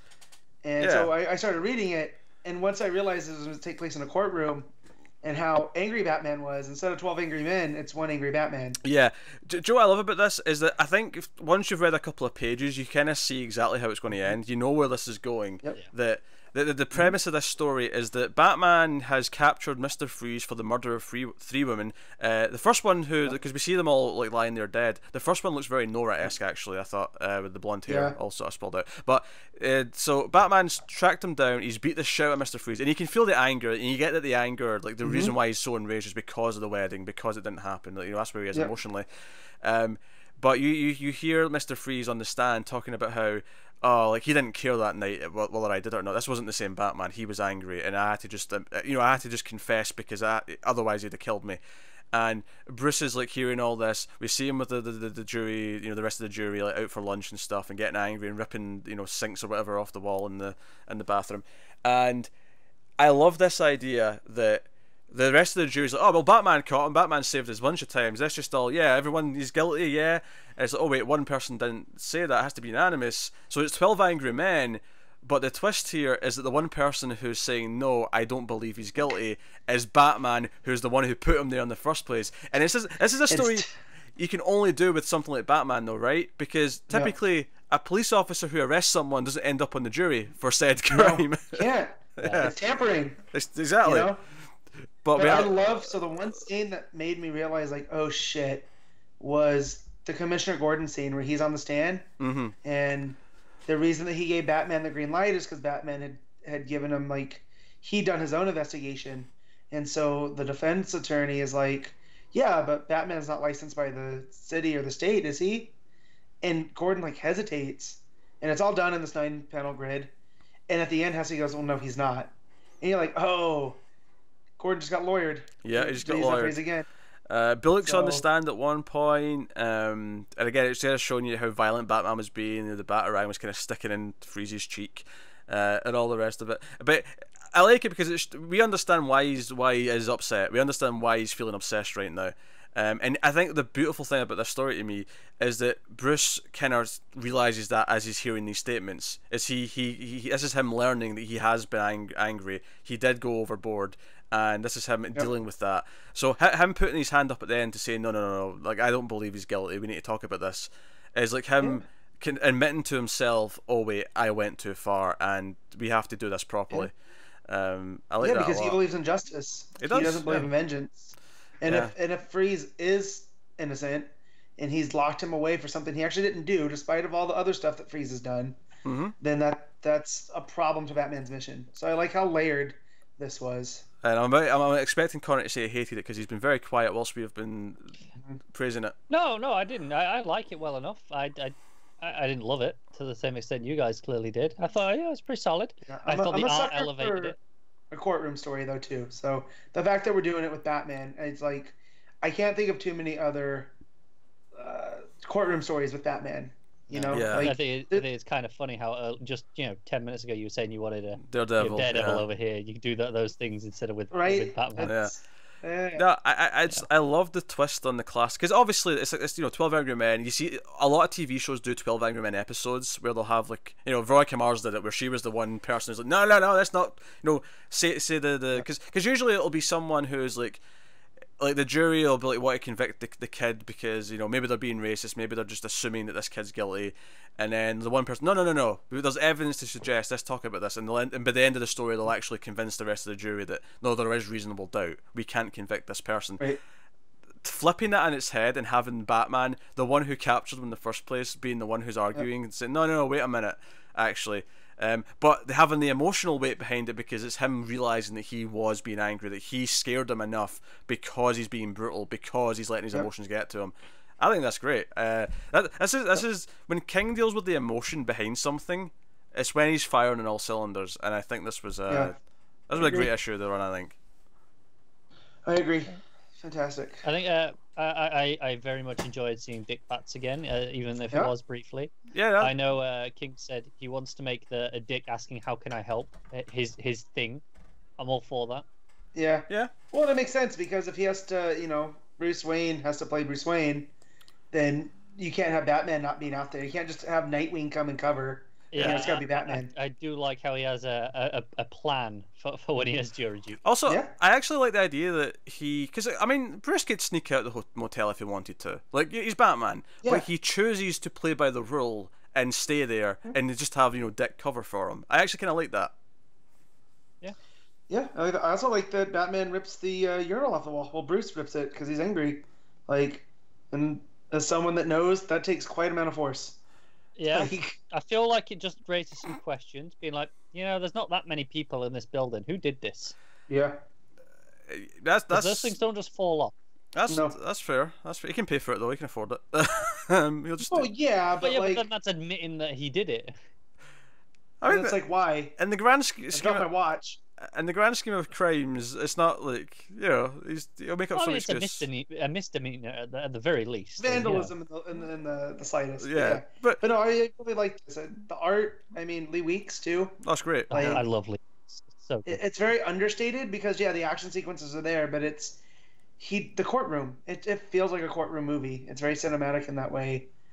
Static shots and whatnot. I think the best page is the one at night. In the room with him just staring out the window. And you think he's going out to be Batman because he sees the bat signal, and then it's obviously not him. He changed his mind. Stick. But And of course, those panels of him reflecting on that. and of course, Gordon knows that it's not the same Batman. Yeah, that was established. Just immediate. Yeah, that was established back when he was Batman. That he could tell that it wasn't the same guy. Yeah. One of my favorite lines of that entire run, actually, in Batman and Robin, is when the scene goes like the Batman Gordon scene on the rooftop goes as normal, and at the end of it, Jim turns around and says, "He called me Jim." Like, because he keeps calling him Commissioner Gordon. Yeah. But Batman never did that. Batman always called him Jim. I love that moment in that run. So no, I like that that's continuing, that he still knows that it's not him. So no, I thought this was a really great issue. I'm loving what it's doing, and this is probably just like a 2-parter, maybe a 3-parter, but I think it's hitting a lot of points for me in terms of what it's doing emotionally for Batman, and it's a pretty issue as well on top of that. So really good stuff. So let's rate the book. Connor, rate the Batman 51. I'll pull it up a little. I'll give it a 7.5. Oh, Matt. Oh, this is 8.5. I enjoyed this just as much as Justice League. Yeah, hell, I'm going to go one step. I'm going to go a 9. I'm giving this a 9 out of 10. There you go. I love this issue. This was great. After the Wen issue, which even for me was a bit murky in places, this was a nice, like, no, we still got it. It's fine. Like, the run's good. It's fine. Alright, so that's Batman 51. So that'll take us on to Green Lanterns issue 51. That's Dan Jurgens writing, Mike Perkins on the art. So we ended last issue with a Guardian being killed and Jesse's ring saying, "Hey, don't trust anyone. They all might be, up to something." So that's kind of, we deal with the fallout of that, and they get the Guardian and back to the I can't remember the Lantern's name, the medic one, the one who can heal him. Yeah. Or at least try to. He or she is not a Lantern though. She's just the Doctor. She's from Salak's planet. Oh, is it not a Lantern? Remember I they didn't brought her. even notice. Yeah, she's not a Lantern. No, Oh, there was cool. a whole thing with it. They brought along when I think it was with the Orions. Orion. Yeah. To piece back the heart. Was that in Yeah. Was that in Hallam was Pals? That was in. It was in Hallam Pals. Hallam Pals. Yeah, well, that's why. it was when Kyle was keeping him alive, Yep. right? Well, that'll be why I don't know who the character is then. Yes. So they bring him in, and again, Jess's ring is kind of telling us stuff. Don't trust anyone. And the other characters are like, "Oh wait, this seems weird. The injuries indicate that this was murder." Because there's a big point here where Kyle just say it, murder, and everyone's kind of reacting to it. And then of course Guy and Kilowog show up with John half dead, but we can still maybe save him. And then they're like, wait, what happened here? But of course, throughout all this, they end up getting a call to a planet, because we started the book with the villain who we met last week, or last issue, attacking this planet. Let me just remember, what was the name of the planet again? Just remind me. Oh man, it's an ocean Penelo? planet. Penelo, there you go. But it's an aquatic planet. So we have this aquatic lantern who we see at the start of the issue, but when the team all show up at the end, what was it, like something like 90% of the population or something like that ridiculous had been killed. Can we talk about how the design of this thing is just a giant eyeball with squid tentacles? It's very much, it looks like a micro, like something you would see like plankton or whatever under a microscope. Yes, it's super cool. It's almost like a very likable Starro, like not with the bad. I mean, I like Starro, but like not with the bad attitude. It's like a normal person version of Starro. It's an eyeball squid, like Connor said. Yeah. Yeah, and that one's name is Penelops. Yeah, Penelops. That was it. So Penelops of Penelo. Yeah. I knew they had similar words. That's why I was trying to remember what they were. So they go and like Jess tries to help, and they find find him and he's dead, and like all the squid, like the tentacles are all like ripped off, and it's really sad. And Joe, I love about this. I love that Jess, when she sees this, instead of getting scared like she has in the past, she gets angry because someone did this, and she wants to fight. And I like that progression for Jess. I think that's really cool. Because I'm liking that, even though this book seems to be, becoming the core book with like all the characters, I like that Jess still kind of feels like the one in the middle. She still kind of feels like the one that we're getting the most narration, at least for this arc. Maybe that'll change arc to arc. It does at the minute where we're getting her ring, especially. Yeah. I feel like it might change each arc. We get a different one. Yeah. But so obviously the other thing as well is that the storms are getting worse in Mogo, and all the lanterns actually make a dome. They all combine. Yeah, which they say this doesn't. They never thought about this because Mogo's always kept the weather. So what has happened to Mogo that has let him slip? So we'll see, because they're hinting that maybe it's the power battery. Something's up with that. Yeah, well, and that makes sense given that the rings are being corrupted and giving them false information. So it makes some sense. So we actually end with like Mogo actually just can't. The dome, the lanterns who are left behind to maintain the dome just can't do it. And we see that the storm just starts to destroy buildings at the end. So also the Guardians say, like, one of them thinks they can hear a whisper. Like, did you hear that? Yep. Someone just said you're beaten. Yeah. So someone's coming out. So that's villains coming after them, and they have a lot of power. They're controlling the rings and the battery.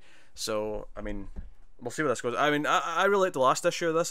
I think this pretty much maintained the quality for me. If anything, I think the art's more consistent than it was last time.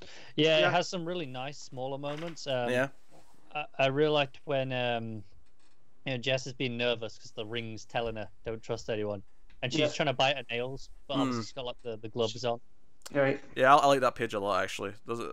I think so I like the shadow work especially on those early pages. Yeah, there's still I still feel like there's a few panels where it just doesn't quite feel right.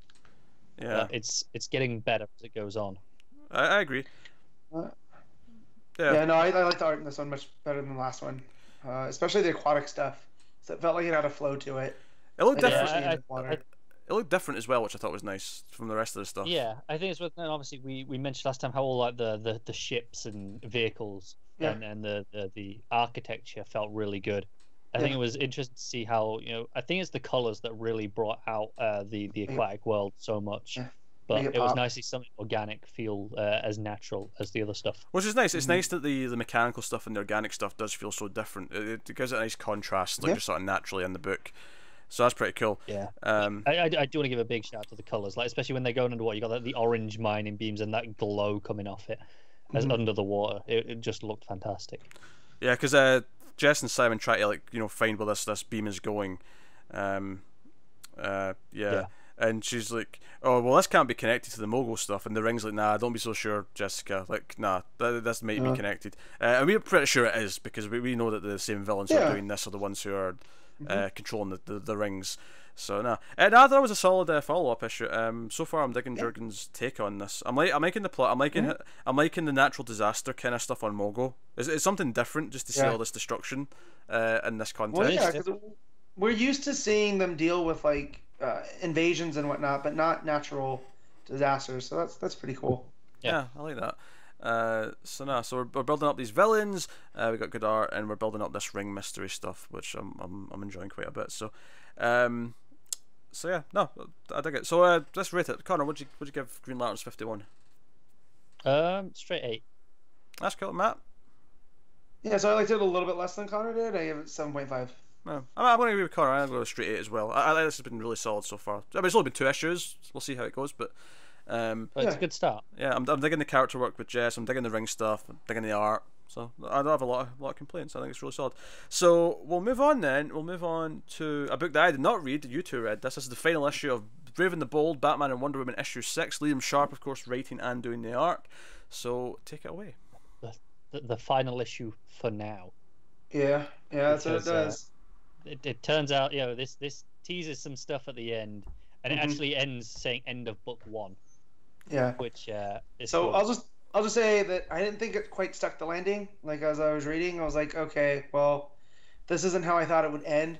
And then I get to the last and it says end of book 1, and it definitely feels like the end of a part 1. It does. I feel like it's because the mystery stuff obviously was all wrapped up last issue, which we dealt with, and this is all the action sequence. It's Sharp just unleashing. Yeah. And holy crap, is this book gorgeous. Because we get the battle between the Sea Fomorians and then the alliance of the Dodanen and the Fomorians. And Wonder that's Woman. Pretty cool. Yeah, with Wonder Woman in the lead, with who's the king? Finn McCool. Yep. Yeah, so I thought that was all pretty cool. Like there's a page where you look at the battle and there's two they look like trolls throwing boulders at each other. Yeah. And on the other side you've got using his silver arm, kind of lightning summoning, almost like Thor's hammer. Yeah, it's kind of the effect that it has, and it looks great. But yeah, so we get the big battle between Aleta and his brother Balor. Yeah. And that page right there where they're standing across from each other, and it's just oh my god, and fire the and ash fire all around. It's incredible, isn't it? Yeah, it's real cool. And my big thing is I never felt like Balor was this big of a threat. Like I felt like the Sharp started building to him a little bit late, and so we didn't get like this underlying threat of him. And like I know from outside reading of the Celtic mythos how dangerous he is with the evil eye and whatnot. Yeah. That blast. But I would have liked to seen more, so when you get to this point in the book, you like super understand what had happened. No, I agree. Right now, it's just he's a threat. He's from outside. Yeah. We're kind of with Batman and Wonder Woman in that sense of we don't really know what's going on. It's just these people are telling us it's a threat, so it's a threat. Yeah. And Carnunos dies, which he takes a spear to the chest to protect Wonder Woman. Right, but what's really cool is when he dies, he becomes like nature. Right? Oh, it's gorgeous. He kind of becomes all these flowers and grass, and it's just it's a fantastic image. It kind of hint that he's the god of nature, and there might be, because he just didn't become bones or ash, there might be a rebirth, which now we see that King Fionn McCool ends up finding baby Carnunos, but now because of what Aleta did by opening the causeways, there's nobody to shepherd the people in between. So now, until Carnunos is aged up, which we know time goes differently in Ternanog and in the real world, that's going to be a problem. Which I like. That's how this ended, to where Batman and Wonder Woman are now aware of this, But until baby Carnunos can age up to where he can go and seal these causeways. Yeah, Wonder Woman actually stays over there for now. Yeah. Here she stays to help and guard while Carnunos is missing. Yeah, and she fights Balor, which is super cool because he's taking it to Aleta with the evil eye, and you just see this fist come in and punch him right in the evil eye, and she's fine. And it's really cool, and she looks like the goddess of war. Panel where she comes out of the flames after. Yep. And oh my god. But Sharp, the art in this is stunning, isn't it? Yeah, Sharp killed it, and by the end you see that Aleta, he's all been burned. He's in a worse place than he was when we started, when he was dying and he had switched. Yeah. But and then we have some of the stuff with Batman in Gotham. Some of the people did get through once the causeway opened. And they're not evil. He makes a point of saying they're not criminals. He basically brings in the Batplane and knocks them out with sleeping gas, which is another fantastic double-page spread. He points out that they're refugees, which I like. Yeah, he knocked them out just as we need to deal with it, like keep it contained at the moment. But he makes a point of saying these are not to be locked up. They came here because they were they wanted freedom. Right. And that's what at the end. That's what Alfred says. He has a line, says, "May I offer an observation? These people have a path to freedom now. Is that so bad?" And then Batman points out, he goes, "Well, they imprison themselves for a reason." And then we get the end of the page or the last page, where Balor was just the beginning. It looks like there's an evil mountain, ass monster thing. Yeah, and Balor's eye is swollen shut. Like Wonder Woman did damage on that. But the art was bar none the star of this book. I'm kind of glad it's. Go on. Go ahead. No, you go. It's just this was the action issue to end it. Like, Yeah. you know, we had the resolution to the mystery last issue, and this was just let's have some action at the end. Yeah. Had I known though there was gonna be more, which I know they can't do, I would have like, okay, it didn't quite stick the landing, but that's kind of the point that it's in. That this is end of all. It's the end of this arc, but it's just the end of part 1. Yeah, I think the fact that it distinctly says at the end of book 1 changes my opinion a bit. Because if this had just been the end and we didn't know whether there was going to be any more or not, and I was like, okay, well, this is supposed to be the whole story, I'd probably be a little disappointed as well. But knowing that, no, this is actually the end of Act 1, it's different. You have to look at it in that perspective. And on that, it's left me really excited. And I know Sharp's going to be busy for a bit now with Green Lantern, and that's exciting as well, but I'm looking forward to him getting back to this. I assume it'll just be another Brave and the Bold. It might be through different characters, Wonder Woman and someone else, maybe. Yeah. Or maybe it'll be Batman and someone else. It depends which way they want to go with it. Yeah, that'd be cool. As long as it's got to be a team up. So that would be cool. But no, yeah. So if I'm rating it, this was an 8. The art, I agree. Yeah, on the story, it's a little bit. It's very straightforward. It's just here's all the fun stuff. But oh man, it's a beautiful book. I gotta go. So I've reached my limit. You've reached your limit. So we'll do the best of stuff quickly then. Yeah, I'll just do my best of stuff real quick and then let you guys go. All right. Okay. Well, so panel/moment. Yeah. My panel that's Grodd holding baby turtle in the Bjorn. I can't not. The art is Brave and the Bold from Sharp. Yeah. Cover, this one was a little bit more difficult, but I think I give it to Batman because of the oranges and the outline of Freeze and Batman. It looks super cool. And if I'm ordering the 4 books that I read, it's Justice League, Batman. That's a 1 and 2. They could go either way. And then Brave and the Bold and then Green Lanterns. So not a lot of books, but you sound like you enjoyed them all. So Yeah, I did. They're all varying degrees of good. So, but yeah. So with that, I gotta go. All right, Matt's gone. So I guess he didn't want to listen to me talk about Batwoman. Bastard. Not sure I can blame him. Lucky bastard. Yeah, as the thing, bad? It's not that bad. It's not even close to the worst of the run. It's just because I know it's ending. I'm not that into it anymore. So it's kind of like I read it this week because I've only got 3 other books.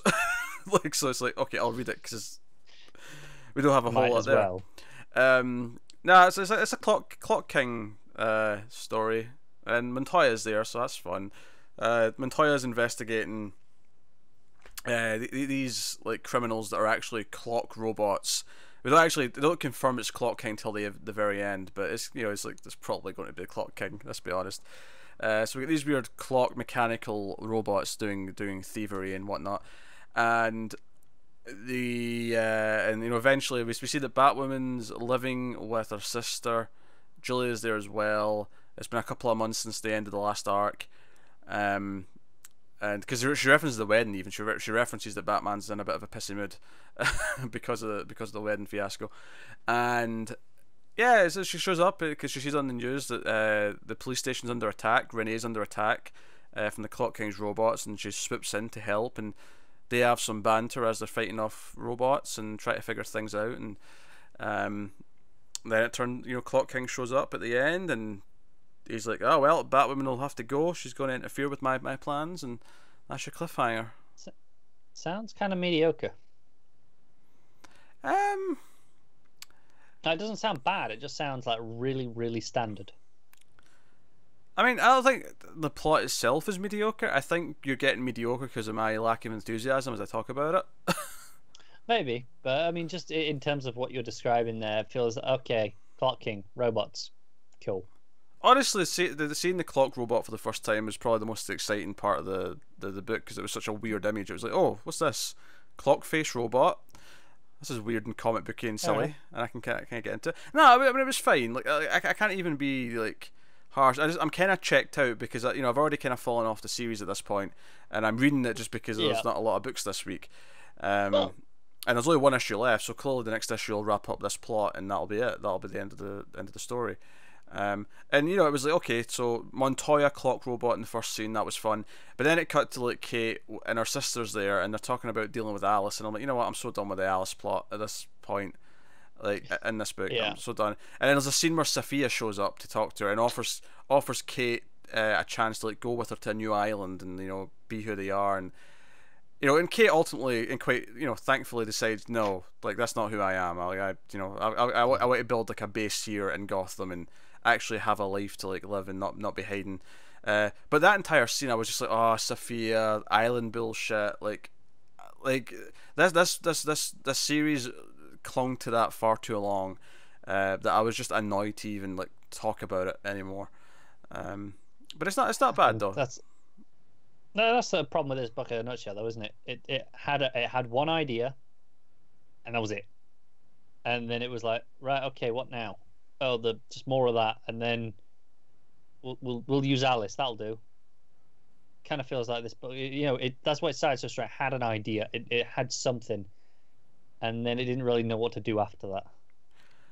I think it's not so. I mean, I think it's fine if you have the one through line for your all 16, 18 issues of your book. I think the problem is that after the opening intrigue about it, all of the elements of the island stuff got really uninteresting.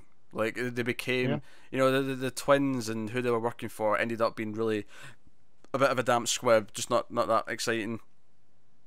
I mean, Tahani was a really fun villain for a while, but ultimately it felt like she was playing second fiddle after a while to Alice or to whoever. So no, it's you know, it's okay. I mean, if I'm rating it, it's like a 6. You know, it's a 6.5 maybe. That's fine. It's got some fun stuff. I like Montoya. Clock King robots are cool. Kate and Montoya have good chemistry. But yeah, it's a little bit too wordy in places. There's a couple of pages where there's just too much like narration from Batwoman. It's like, okay, I get it. She's monologuing internally. Simplify this a little bit. You're filling the page up with lots of words. But it's not terrible though. It's just, you know, it's a fine book. But I've kind of the series has just lost me, and it didn't really do enough to grab me. So that's Batwoman. Well, so now we're going to get you a lot more negative, because I've structured these so that it's you, then me, then you, because we're going to be talking. I figured it would be. Yeah, because we're going to be talking about our books that we're forced to read because of Patreon. Patreon.com/MailFuzzTV. If you want to go over there and support the show and the channel, you can. And one of the sort of higher tiers there is you can force Connor and myself to read a book once per month. And we're doing all of these. Connor's got 2, I've got 1, and we're doing all in this episode because we had less books. So it was easier to fit them in. So Connor is going to do The Curse of Brimstone #3, Justin Jordan, right? No, I'm not. I'm doing Red Hood first. I need to get this out of the way. No, I've got Red Hood last. How dare you? I don't care. I'm doing Red Hood because I need to get this out of the way. I need to be angry. I'm hyped, ready to be angry. Fine. Red Hood and the Outlaws, issue 23. Scott Lobdell and Trevor Hairsign. Okay. This is one of the worst issues yet. Do you know what this issue is? The Secret History of Jason's Parents. And what's so bad about getting more information on the Todds? Because none of it is interesting in the slightest. So, I mean, I assume you don't remember, because why would you pay attention to anything I say about this? But no, I don't. You know how he got he got those letters from Margun. From Margun's granddaughter with the same name. But so he gets these letters and it's like, oh, sorry, I kept all these letters from you. They came while I was looking after you, but I just didn't give them you. And it's these letters from his dad while he was in prison. And it's so much bullshit. It's like, oh yeah, well, I thought I'd better tell you about what happened. Oh yeah, I met your mom. I was selling drugs, and I probably shouldn't have sold them to her, but screw it. I thought, why not? I wanted to talk to her, so I sold her drugs. Didn't end well. And then you know, bit of a time jump with the letter. It's like, well, you know, she got pregnant. It was fine for a bit. I thought, well, I better get a job. But it didn't go so well, you know, because he became a henchman. He basically did the, you know, we now he'd have been using that app from you know, a few issues ago. Oh yeah, the henchman. No, Yeah, the henchman app. Probably the best idea this series has had. But yeah, and but yeah, he became a henchman, and obviously he got put away for that because he got caught because Penguin made him a fall guy.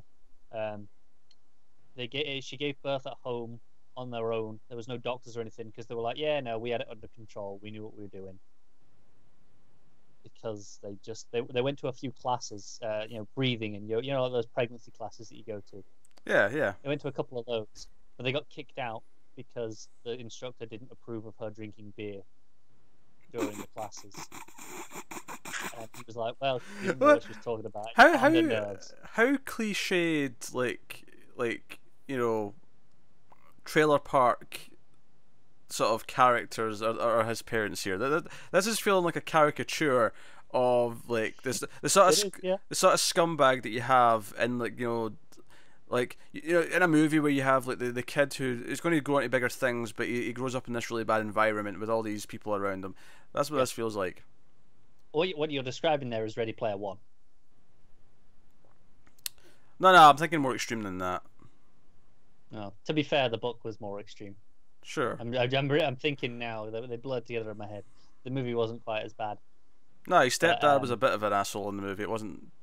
Yeah, no, it was much worse in the book. I think.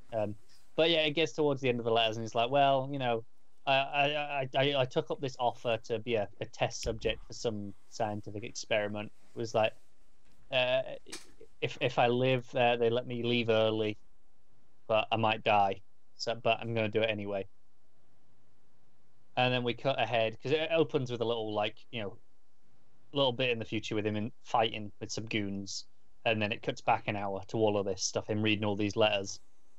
And so that was one page at the start. Or was it a double page spread at the start? Maybe, yeah, double page spread at the start of him doing that, and then all these letters, and then at the end we get like 4 pages, I think, maybe 3 pages of him going to his dad's grave, and Penguin and some sniper are watching, and he opens the grave and there's no one in there because of course there's not.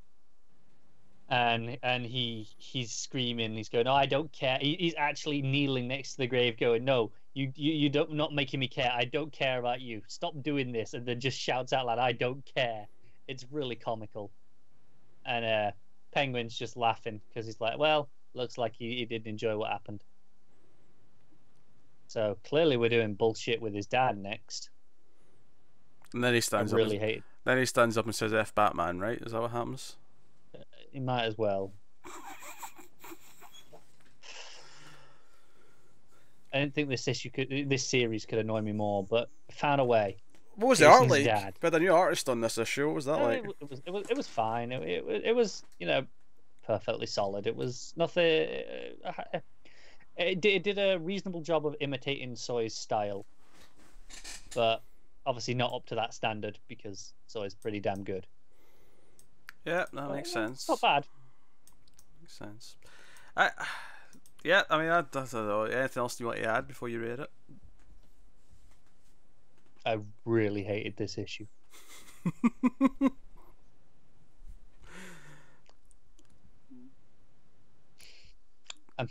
I'll give it like a 2 because there is technical craft in the sense that there is a structure, and the art is fine. But it's pretty decent. So I can't go lower than that.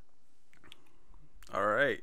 Well, that'll take us on to my forced reading book of the month, which is Hawk and Dove, number 2, written by Sterling Gates, art by Rob Lefeild, and issue 1 ended with the who turned out to be Condor, who I've heard of actually. Condor jumped out. Although I thought he jumped out at Hawk, he turned out it actually jumped out at someone else who just looks like Hawk. Another avatar of war. There's lots of these avatars of war running around apparently. Great job differentiating those, Lefeild.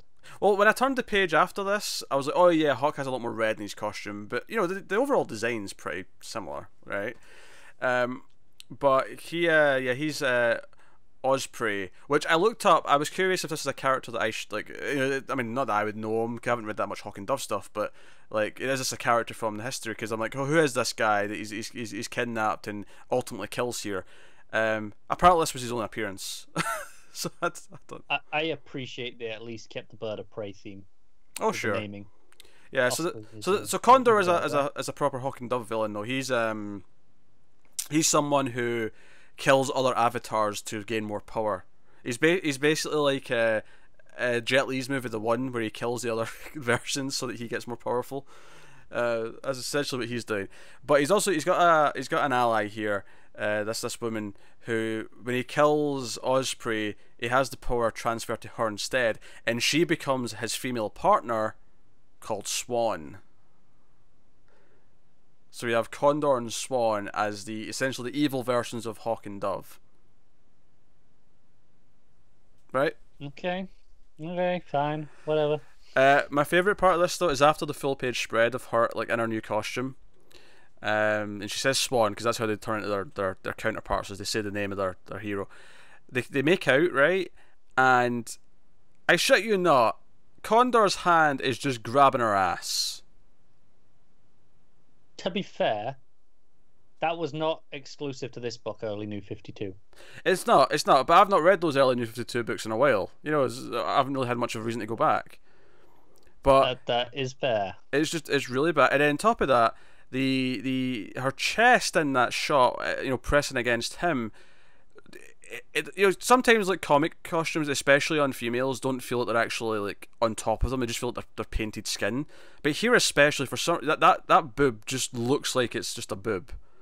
It looks like she's just painted yellow. It's really there's all sorts of just tackiness to this. I can't quite comprehend.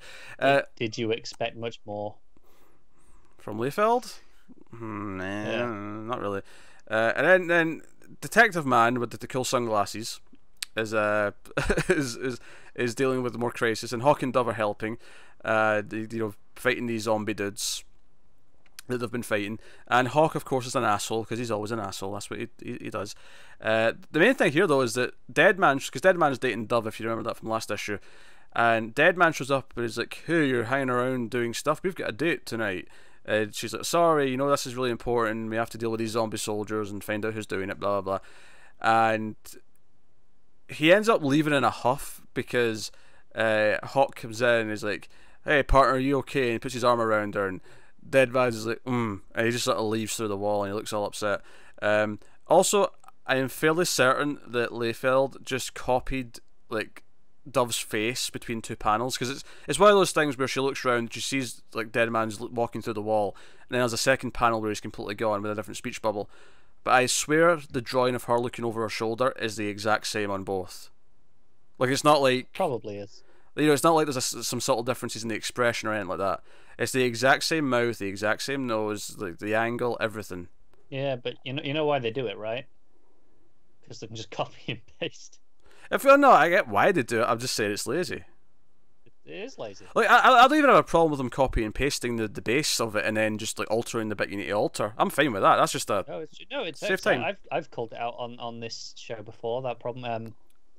I think it was it Man that did the Batman issues with Superman and Lois there. You know, where they all went to the fair. Yeah. There was a sequence in that where he kept reusing the same faces. I remember that. This bugs me more because this is sequential, like directly sequential, and it's meant to be like a sequence of events. Yeah, they're right next to each other. Yeah. It's just the same face, copy and pasted. It's weird. Like, again, copy the thing and just change the mouth or whatever, just so that the expression gets bigger or something like that. Like, I'm fine with that. It's a way to save time. I get it.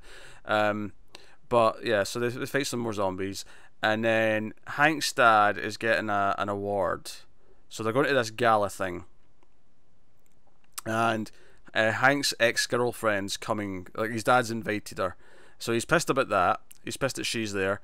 And then Dove shows up. Everyone looks like ridiculous in their dresses, might I add. Lefeild has a way with boobs. That's all I'm saying. He's got a way with boobs. To be fair, and you know, shouldn't give him too much shit, because he is equally bad with men. Oh sure, like, He's not very good. I don't want the indication that he's just sexist. He's just bad. I mean, he can be sexist and also be terrible with men. He can be but both. I don't think saying, oh, yeah, but I just want to point out he's really poor at drawing men's physiques as well. Sure. He's also given the ladies like ridiculous cleavage as well. I mean, that's not ignore that. I mean, I'm not looking at this. I don't want to play it too much. So it's a giant. Don't get me wrong. Obviously, dresses like this exist, but it feels weird when both the supposedly sexy kind of bitchy ex-girlfriend and Dove, who's meant to be our avatar of peace, as the book points out proudly when she first appears in the issue, she's also wearing this extremely big slit down her dress, and she's there to support her friend's dad. It's not. It's just like, I don't know. Just it feels like no. Everyone must be showing as much cleavage as possible because Lefeild's drawn the book.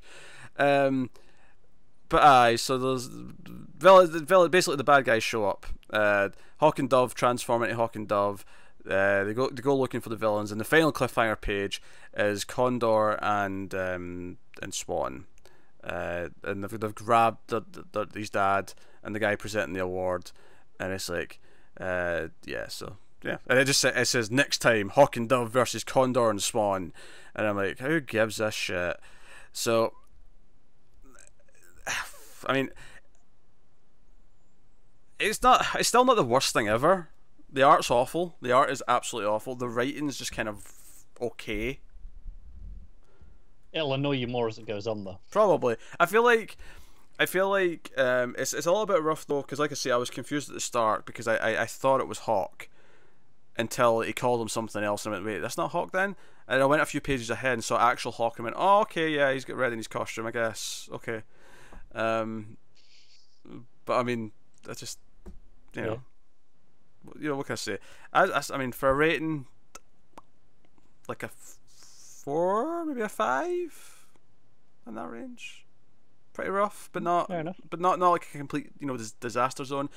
Like, yeah, 4. I think, like, let's say the art was good, it'd probably be a 6 with the, again, just sort of kind of adequate and no more writing. But with the art dragging it down, we're down to like a 4. Fair enough. So now you can talk about the Curse of Brimstone #3, Justin Jordan and Philip Tan. Yeah, I'm going to start with the positive because I have one positive about this book. Brace yourselves. No, this is a genuine positive. This does something that I feel more DC books, especially DC books, could do with, because DC books don't have recap pages. So this spends the first page just briefly going, the character runs and goes, hey, what happened? And it goes, oh, you turn into a monster, started fighting with the demon, and I hit you with a car. And I'm like, right, okay, I remember what happened at the end of the last issue now. Because I'd forgotten, obviously. And I thought, okay, maybe a little clunky and just asking what happened, but I appreciate the sentiment.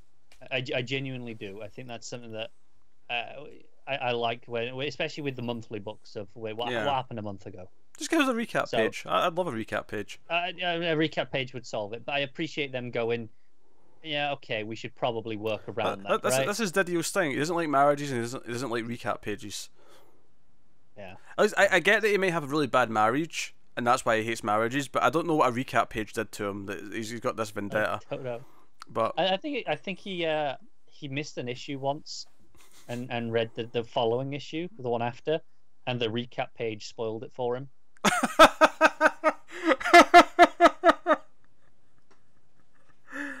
Oh dear. Oh, the best I've got. We shouldn't be making fun of Didio without Matt. That feels like we're betraying him. Alright, what happened in the issue? Yeah. Spell it. Okay, I don't know. A lot of bollocks.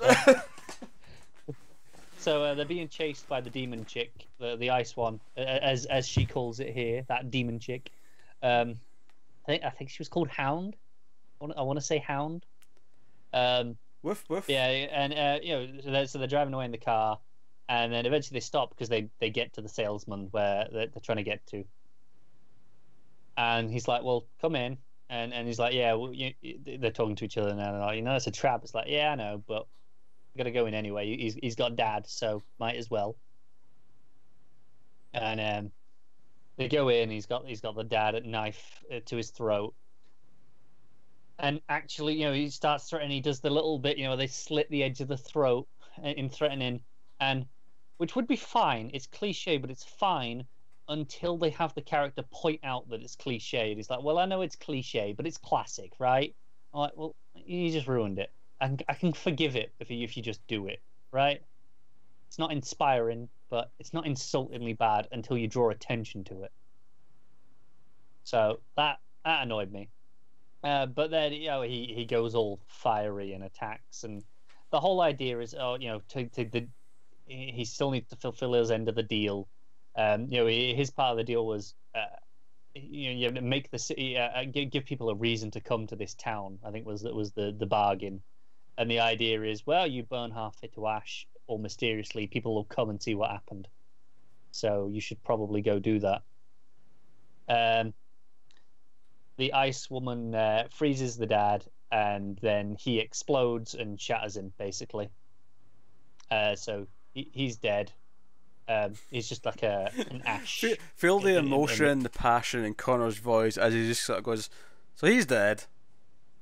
But that's the thing. The guy barely even knows what he's doing. He explodes, and the sister's like, what did you do? And he's like, oh, what happened? What did I do?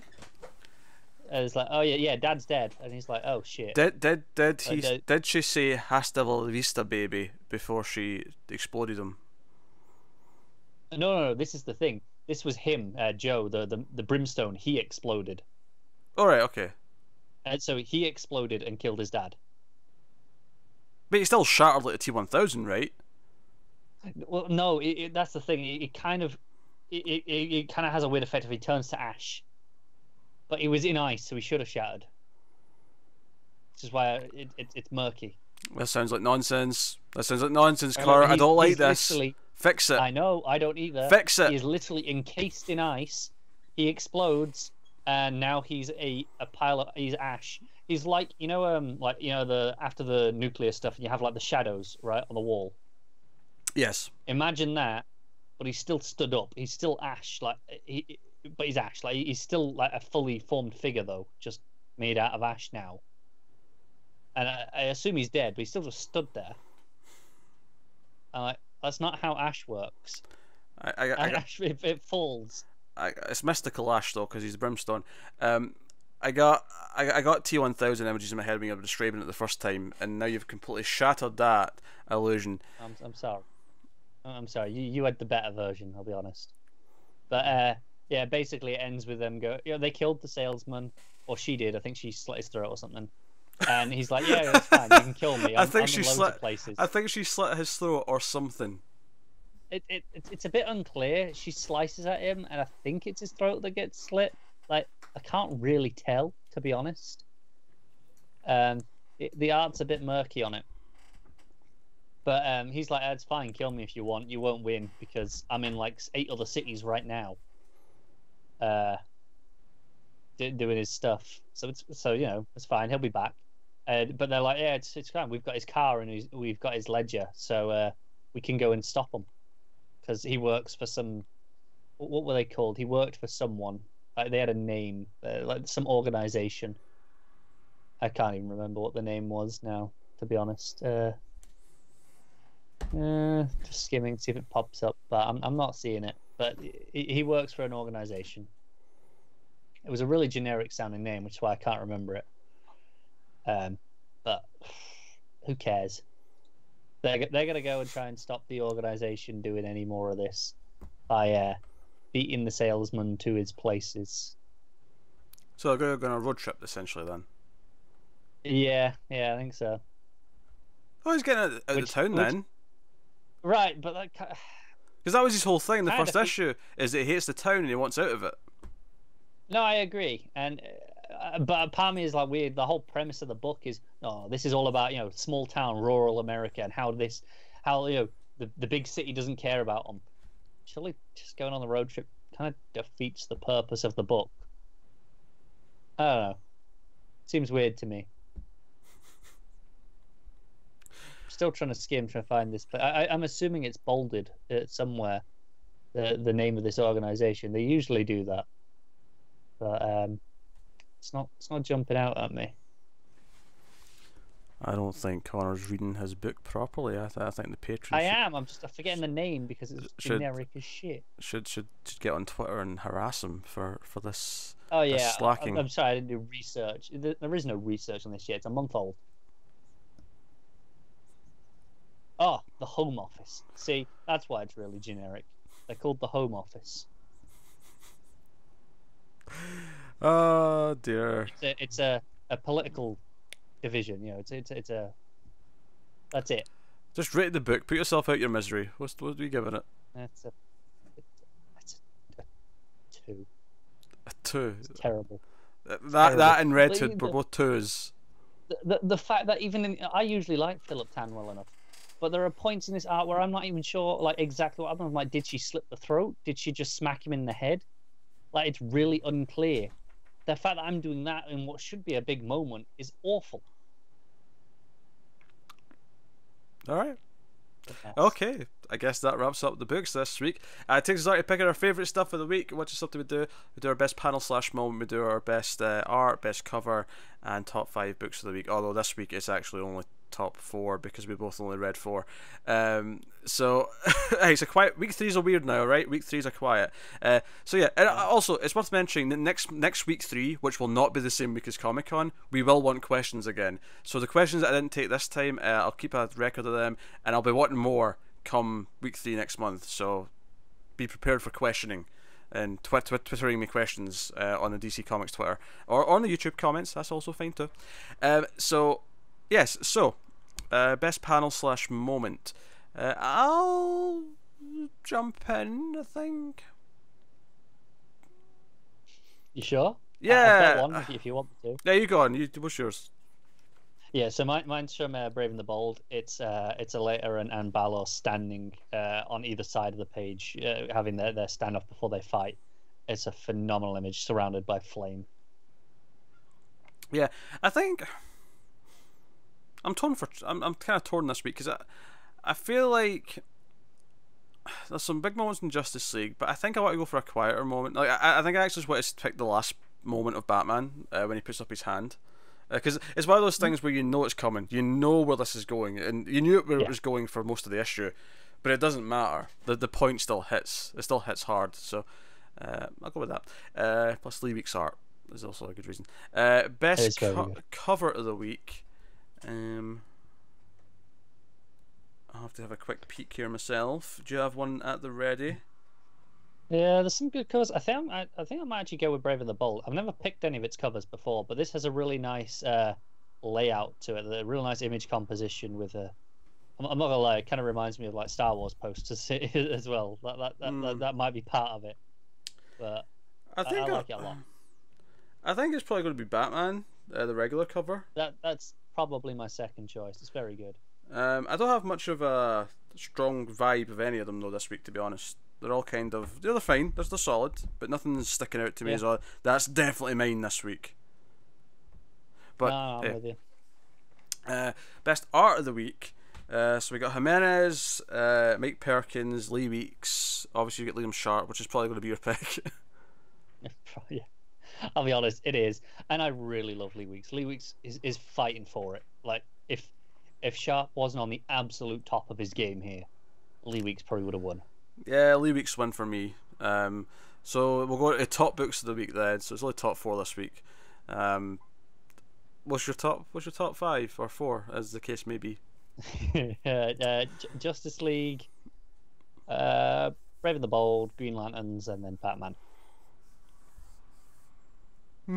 I think my number 1's Batman. Number 2 is Justice League. Number 3 is Green Lanterns, and then number 4 by default is Batwoman. The book you gave a 6. Yes. So I really liked all 3 books. I had 3 really solid books. 3 out of 4 ain't bad, but I liked all 4 of mine. But there you go. So there you go. Be positive. How do you get Carter to be positive on a podcast? You just make sure he doesn't read that much. This is what I said this last week. I actually had all my books read on time last week. I wasn't here for other reasons, but I would have been really positive last week. I liked most of my books a lot. I was like, of all the weeks for me to miss. Fiction, pure fiction. So no one will ever know. No one can believe you. Didn't happen. So that brings it end. Although I do have to tell you what's coming next week, actually. So let me just get my list up. Quite a list, because everything is coming next week, apparently. Yes, well, starting off, Connor obviously won't be here because Doomsday Clock number 6 is out next week.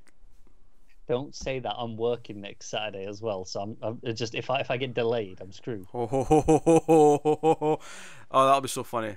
But yeah, we got Doomsday Clock number 6. We have Action Comics 1001. 4 digits, man. I'm so not used to it. We got Justice League Dark number 1. We have Detective Comics 985. We're not going to do Wonder Woman, I don't think. We've got a lot of books anyway.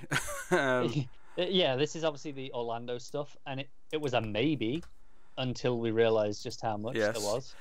So we got the Flash number 51. We have Green Lantern Corps, or Hal Jordan, the Green Lantern Corps, number 49. Hal and Pals. Yes. Batgirl actually got pushed, so Batgirl's actually been moved. We actually forgot to mention that news. That's something I forgot to put in now that I'm thinking about it. Batgirl 25 got pushed by 3 weeks. It's now week 3 next month, so at least there's one other book in week 3 next month. But still not a lot. But are we having another issue? Because obviously it would have been 26. Would have been week 4.